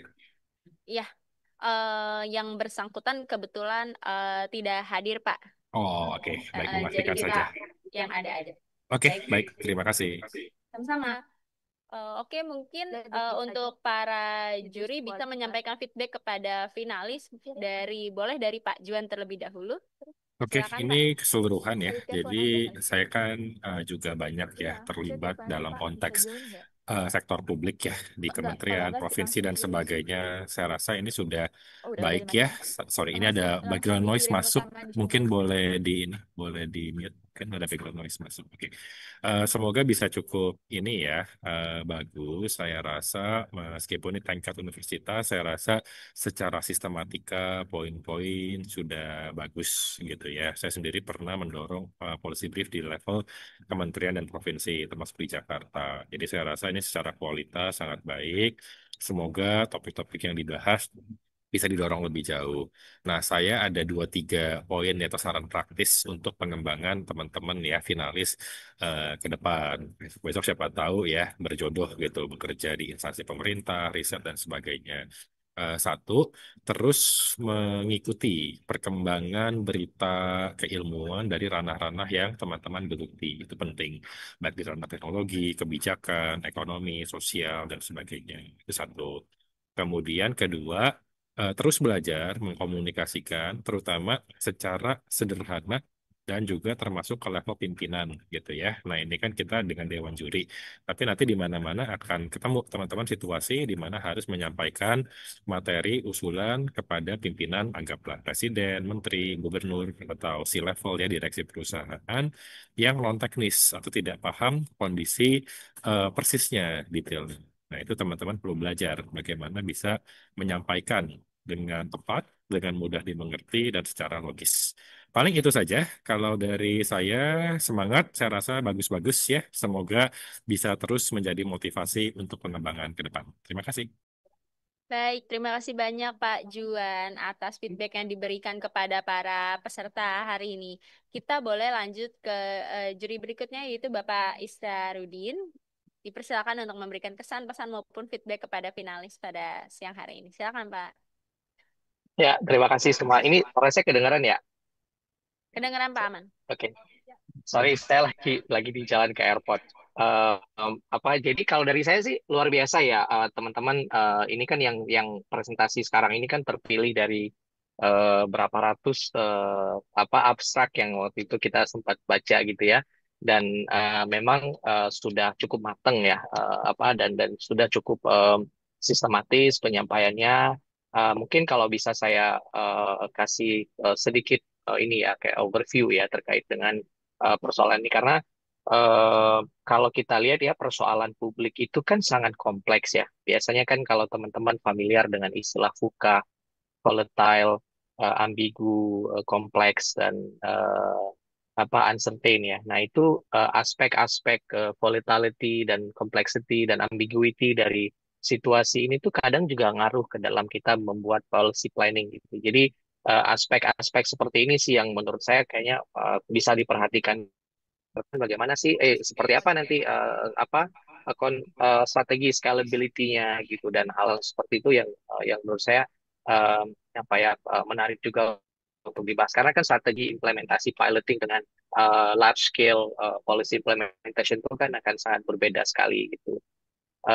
Kemudian kan jauh lebih menarik kalau menurut saya bisa digunakan beberapa framework public policy ya yang mungkin bisa membantu dalam dalam kebetulan karena saya backgroundnya public policy, dulu punya belajar banyak sekali teori-teori public policy yang mungkin bisa dipakai gitu ya, misalnya kayak policy framework, kemudian ada dia macam-macam teorinya, misalnya trash can policy model, bagaimana kita kayak idenya itu banyak tapi nanti akhirnya dikerucutkan dalam satu sebuah streamline policy yang cukup relevan gitu. Dan ada banyak sekali sebenarnya framework-framework lain yang dipakai gitu ya. Jadi ketika teman-teman membuat rekomendasi itu nggak, jadi kan cara berpikirnya kan ini masalahnya ini gitu ya, masalah analisis masalahnya sekian, kemudian datanya sudah cukup bagus gitu ya, didukung oleh datanya segala macam.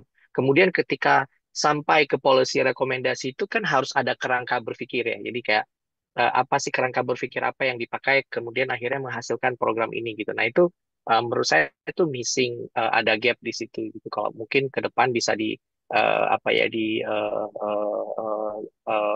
pelajari kembali dan coba dibaca-baca kembali kayak apakah policy teori mana yang kira-kira menarik gitu untuk dipakai, dan muncul di situ. Jadi kayak kayak aspek kaidah akademiknya itu lebih terlihat gitu ya, ketimbang kalau seperti ini kan jatuhnya kayak lebih ke project dan em, kayak mungkin terkesan akademik karena ada data-data, didukung oleh data-data, tapi framework policy-nya itu masih missing. Kalau menurut saya ada beberapa yang masih missing. Tapi overall ini sudah bagus sekali teman-teman. Saya happy sekali dengerin dari tadi pagi, dan sebenarnya lebih happy lagi bacain ya, dari kemarin itu bacain abstraknya, full papernya, segala macam. Ini luar biasa sekali teman-teman, menunjukkan bahwa sebenarnya kayak punya foundational berpikir yang cukup matang gitu ya untuk teman-teman di level S1. Again, sekali lagi terakhir pesan saya, jangan berkecil hati nanti siapapun yang mungkin nggak terpilih sebagai pemenang. Saya nggak tahu nih apakah akan ada pemenang atau semuanya udah dianggap pemenang nih sama Dewan Juri ini ya. Sama panitia ya. Sorry Mas, numpang dikit. Saya ada dua nih yang tipis-tipis nih soalnya nih. Semoga Ya, bisa ini nih lumayan dikasih apresiasi lah. Sorry Mas ya, interupsi. ya silakan silakan. Enggak, udah itu aja. Cuma bilang ada dua Oh, yang bagus-bagus oh, banget gitu. Saya juga lagi oh, agak oke oke. galau dalam memilih. Oh, siap. Iya, siap-siap. Ya. Pokoknya yang buat siapapun yang nanti mungkin nggak terpilih sebagai dua dari yang Pak Juan sampaikan, atau mungkin yang nanti kita putuskan oleh Dewan Juri gitu ya. Jangan berkecil hati, ini kalian sudah sampai ke tahap ini tuh luar biasa gitu ya. Ke enam besar dari 400-an ya kalau nggak salah submission waktu itu ya. Jadi luar biasa sekali, terus ditingkatkan kembali, dan Semoga nanti teman-teman pada setelah lulus S1 berpikir untuk dan punya keinginan untuk kuliah di public policy. Karena kebetulan saya kuliahnya public policy S2 saya, dan menurut saya sangat nggak pernah menyesal memilih public policy, karena banyak sekali hal-hal yang bisa dipelajari, dan kalau kalian nanti ke sana, I think you guys on the right track. Mungkin itu saja. Terima kasih panitia. Ya, ini juga Baik, usulan kepada terima panitia kasih. ya, permisi sedikit interupsi respon singkat. Nanti mungkin dengan Mbak Afia atau Mas Oka saya bisa sampaikan juga. Ini saya juga membuka diri ya, ini respon spontan saja. Kalau ada peserta yang memang tertarik untuk menulis lebih jauh ya, baik itu public policy, policy paper gitu ya, kajian nasional, saya juga bersedia untuk menjadi pembimbing atau mentor. Saya rasa potensinya sangat baik. Nanti silakan dibicarakan lebih jauh dengan tim panitia. Mungkin itu sedikit tanggapan ya dari saya. Terima kasih. Oke, baik. Terima kasih banyak Pak Israrudin dan juga Pak Juan atas apresiasi dan juga feedback kepada para peserta. Wah, menarik sekali ya teman-teman di sini, bahwa tadi teman-teman juga sudah memaparkan policy briefnya, lalu juga ternyata dari Pak Juan, jika memang teman-teman ingin mendalami policy brief yang telah teman-teman tulis, Pak Juan juga sangat terbuka dan juga berkenan untuk menjadi pembimbing teman-teman untuk mendalami policy brief tersebut. Luar biasa sekali ya, ini adalah kesempatan yang bagus banget Iya. buat teman-teman yang ada di sini. Saya Oke, kasih komentar sedikit mungkin, Mbak. Saya kasih baik, boleh benchmark yang sekali. agak fair ya, supaya teman-teman juga ada bayangan dan gak ngerasa minder gitu. Saya di Jakarta Smart City, di Kemendikbudristek gitu ya, membimbing program-program trainee termasuk penulisan jurnal. Bahkan ada yang sampai tembus ke jurnal internasional begitu, yang ditulis oleh mahasiswa-mahasiswa tahun ketiga, tahun keempat, baru lulus dan sebagainya. Jadi saya rasa potensinya sangat besar gitu ya. Sayang kalau nggak dikembangkan lebih jauh. Gitu aja sih. Terima kasih. Baik, terima kasih Pak Juan. Ya, jadi dari para dewan juri pun melihat potensi yang sangat bagus dari para peserta gitu ya, dari para teman-teman di sini, bahwa teman-teman ini sebenarnya memiliki potensi yang sangat bagus untuk ke depannya. Jadi kalau teman-teman ingin mendalami policy brief teman-teman, atau mencoba ingin menulis jurnal, walaupun sekarang misalkan masih di semester tingkat awal, itu juga boleh, nanti juga boleh untuk menghubungi Pak Juan, karena Pak Juan dan Pak Isra juga terbuka gitu ya untuk berkonsultasi. Seperti itu kurang lebih. Baik, terima kasih para dewan juri atas apresiasi dan komentarnya kepada para peserta. Silakan untuk dicoba mengolah nilainya, karena nanti kita akan ada sesi pengumuman pemenang dari lomba policy brief tingkat mahasiswa ini. Walaupun semuanya sudah keren ya Pak ya, cuman tetap ada yang terbaik dari yang paling baik. Kurang lebih seperti itu. Baik, oke, dari Pak John juga memberikan referensi juga ya buat teman-teman di sini. Boleh silakan untuk diperhatikan. Terima kasih banyak Pak Juan dan Pak Israrudin atas apresiasinya kepada teman-teman. Jika memang dari Bapak ada agenda lain, boleh dipersilakan untuk melanjutkan agendanya. Iya, ini mungkin permisi double check ke Ya, tim panitia ya. Ini saya terinfo katanya nanti ada sesi gabungan lagi ya di main room. Itu jam benar. berapa ya Mbak ya? Ada info kah? Ya, kurang lebih untuk kembali ke main room ada di jam 12 Pak. Untuk pengumuman pemenang ada di jam 12 siang kurang lebih, karena kita juga masih menunggu selesainya dari kategori SMA. Untuk Oke, baik. pemaparan di Kalau kategori begitu, SMA. nanti mungkin infokan entah di WhatsApp atau di email mungkin ya, kalau sudah perlu gabung lagi. Terima kasih. Sama-sama, Terus, terima kasih sorry, kembali Pak John. Mbak Dina, ini untuk kayak pemilihan pemenang itu kita Dewan Juri gimana? Apakah harus diskusi lagi atau berdasarkan yang sudah ada? Oke, berdasarkan tabel aja Pak, jadi tidak ada diskusi kembali. Berdasarkan tabel yang Oke, sudah diberikan oleh panitia. Nanti kami melihat dari sana. oke, Baik, siap. siap. Terima kasih banyak Pak Israrudin dan juga Pak Juan atas waktunya. Nanti jika memang ingin kembali bergabung dengan kami dan melihat siapa pemenang dari lomba policy brief ini tingkat SMA dan juga mahasiswa, boleh bergabung lagi kurang lebih di jam 12 siang. Oke, Terima baik. kasih Bapak, Terima silakan kasih. melanjutkan agenda selanjutnya. Oke, baik Terima kasih teman-teman. semua. Sama-sama. Terima kasih Pak Juan, terima kasih Pak Isra. Terima kasih. Oke, baik teman-teman.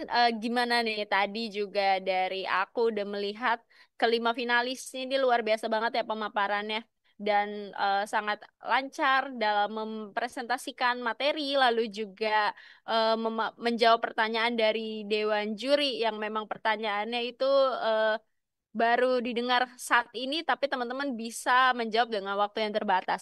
Mungkin aku juga pengen tahu dong, apa ya kesan pesan dari teman-teman di sini selama tadi pemaparan.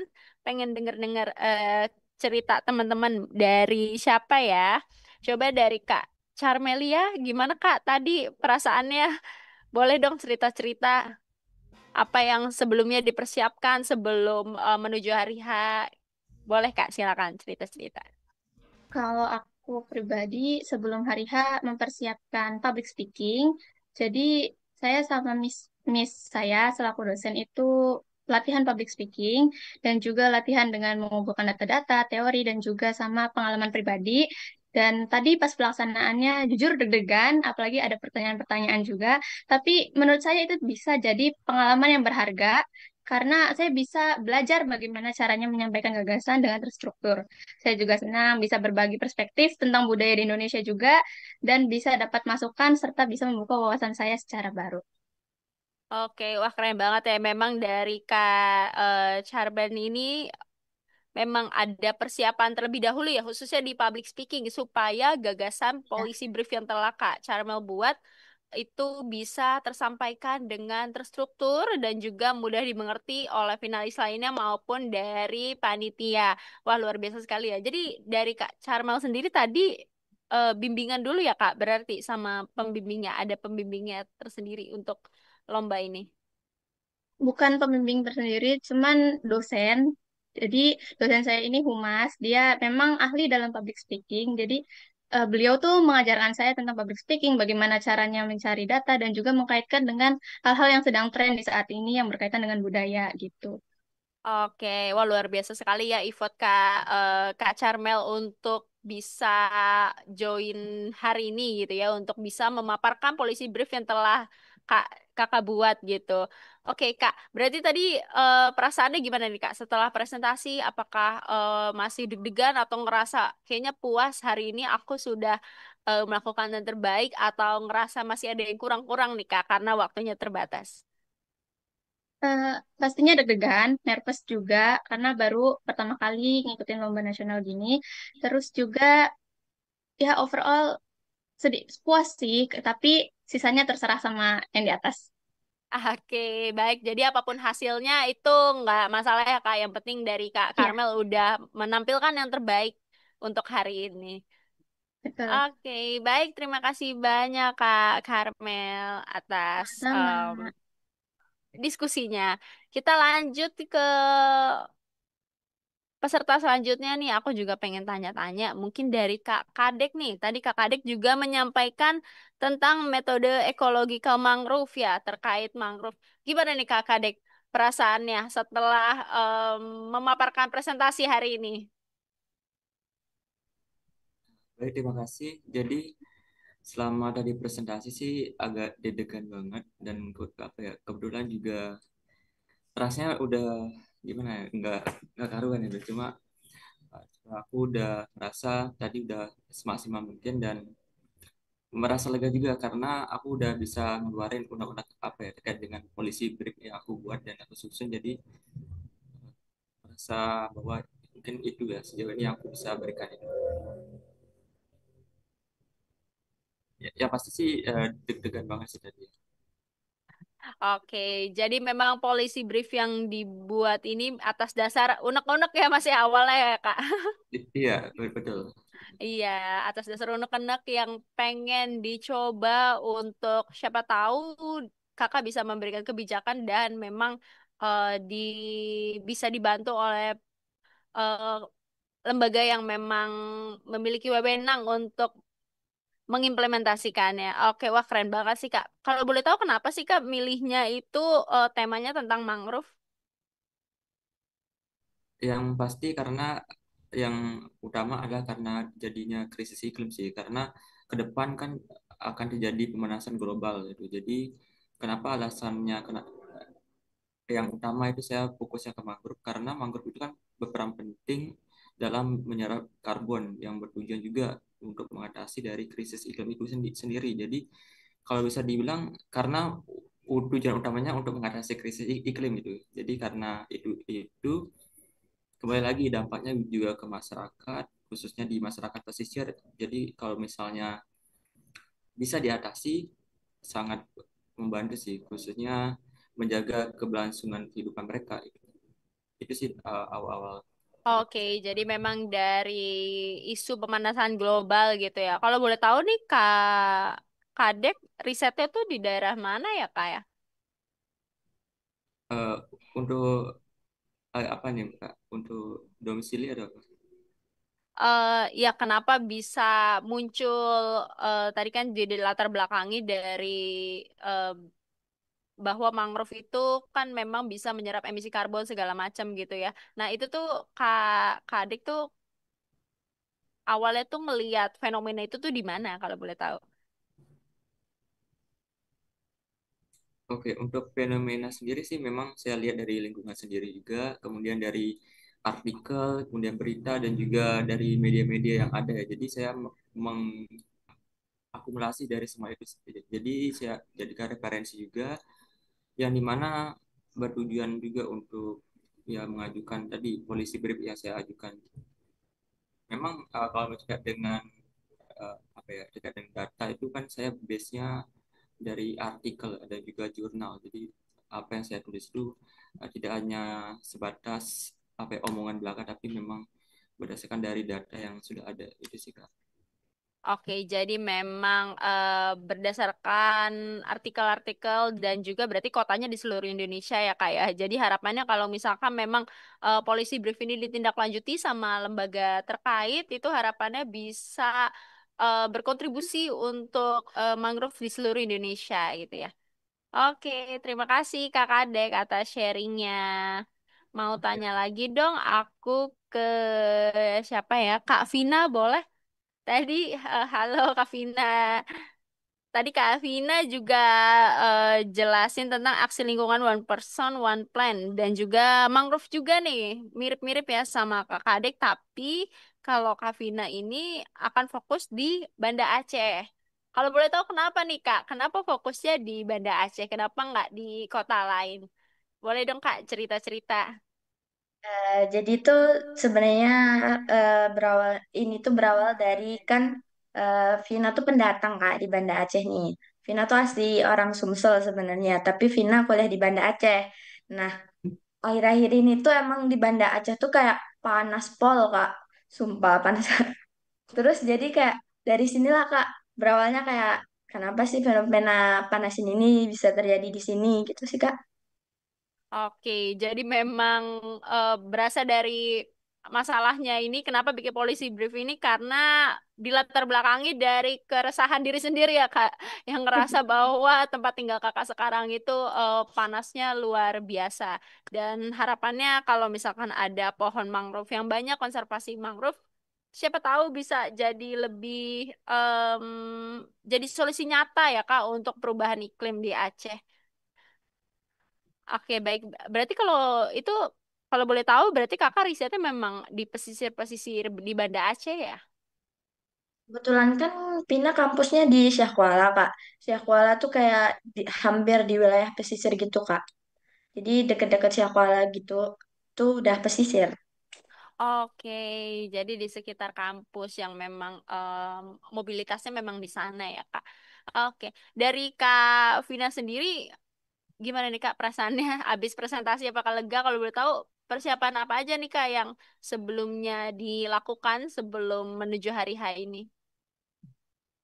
Jujur untuk persiapan, sebenarnya kalau dibilang maksimal, belum maksimal sih, Kak. Soalnya kayak persiapan untuk presentasi pun baru baru hamin berapa jam tadi Kak. Kayak tadi subuh baru persiapan untuk presentasi. Soalnya Vina juga baru baru balik dari Sumsel ke Banda Aceh sini Kak. Itu tuh baru datang jam 3 pagi tadi. Jadi habis bersih-bersih langsung siap-siap untuk presentasi ini, Kak. Gitu aja. Kalau untuk kelegaannya ya, alhamdulillah sih, Kak. Lillahi ta'ala. Yang penting kita udah, alhamdulillah udah berusaha. Oke, kalau dari Kak Vina sendiri nih, tadi kan juga baru baru mencoba untuk latihan presentasi ya Kak, Hamil beberapa jam ini. Kalau dari Kak Vina nih harapannya gimana nih Kak? Kalau misalkan ternyata tiba-tiba Kak Vina menang gimana? Tapi kalau misalkan nggak menang juga gimana Kak? Boleh ke dong Kak?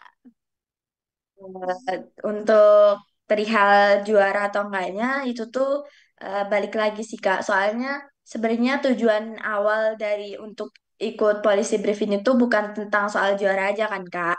Jadi kayak pertama tentang juara atau enggaknya itu kan sebuah bonus Kak. Terus kalau misalnya kita pada nantinya juara, alhamdulillah. Tapi kalau misalnya kita nggak juara, ya berarti ambil dari pengalamannya aja Kak. Apa yang bisa diambil, terus apa yang bisa diperbaikin, perbaikin lagi. Besok ikut lagi. Itu Kak.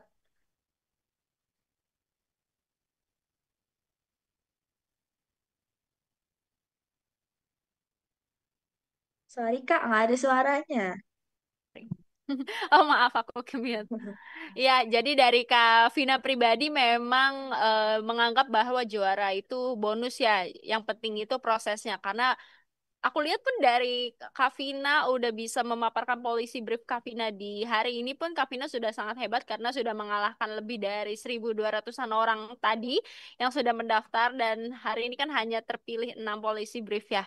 Wah, luar biasa. Jadi, kita tunggu hasilnya nanti ya, Kak. Nanti siang. Apapun hasilnya, Kak Vina juga sudah melakukan yang terbaik. Oke, terima kasih Kak Vina atas sharing-sharingnya. Aku pengen Masih kembali lanjut Kak. ngobrol-ngobrol lagi. Dari Kak Angga, boleh? Dari Kak Angga, gimana nih? Tadi Kak Angga kan tiba-tiba juga, nggak tiba-tiba juga sih, tampil pertama ya? Dan juga Ya. belum ada bayangan presentasi teman-teman lainnya seperti apa. Kalau misalkan tampil pertama tuh rasanya apa sih Kak? Apakah jadi pressure-nya lebih kecil karena nggak ngeliat teman-teman yang lain atau malah kayak lebih besar nih pressure-nya karena deg-degan? Boleh silakan Kak. Oke Kak, jujur menurut menurut Angga sendiri menjadi finalis yang presentasi pertama itu justru jadi suatu benefit karena uh, menurut Angga dengan presentasi pertama betul kayak yang Kakak sampaikan ada rasa ketenangan gitu Kak. Jadi kayak kita pressure-nya lebih rendah gitu Kak.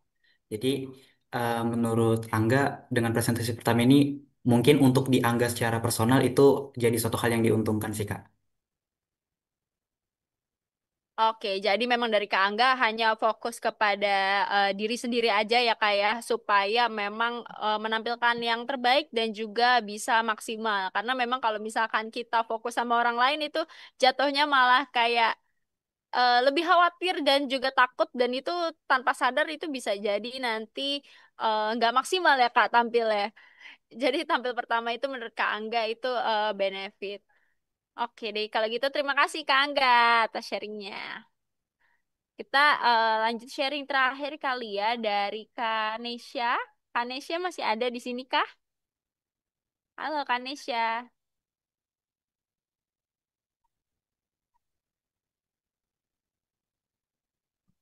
Halo Kak Nesya, apakah ada di sini?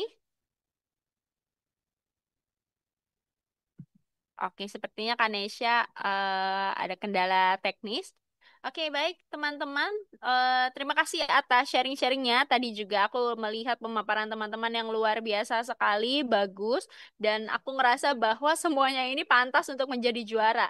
Dan tanpa disadari bahwa teman-teman juga adalah 6 finalis terbaik dari 1.200-an teman-teman yang sebelumnya sudah mengirimkan policy brief. Jadi apapun nanti hasilnya, diharapkan teman-teman juga menganggap diri teman-teman itu memang sudah maksimal ya untuk mengikuti lomba ini.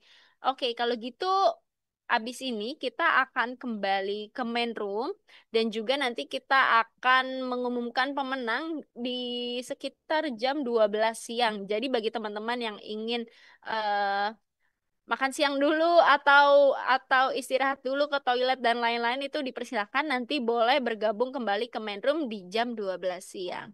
Ada pertanyaan terlebih dahulu sebelum kita kembali ke main room? Boleh silakan.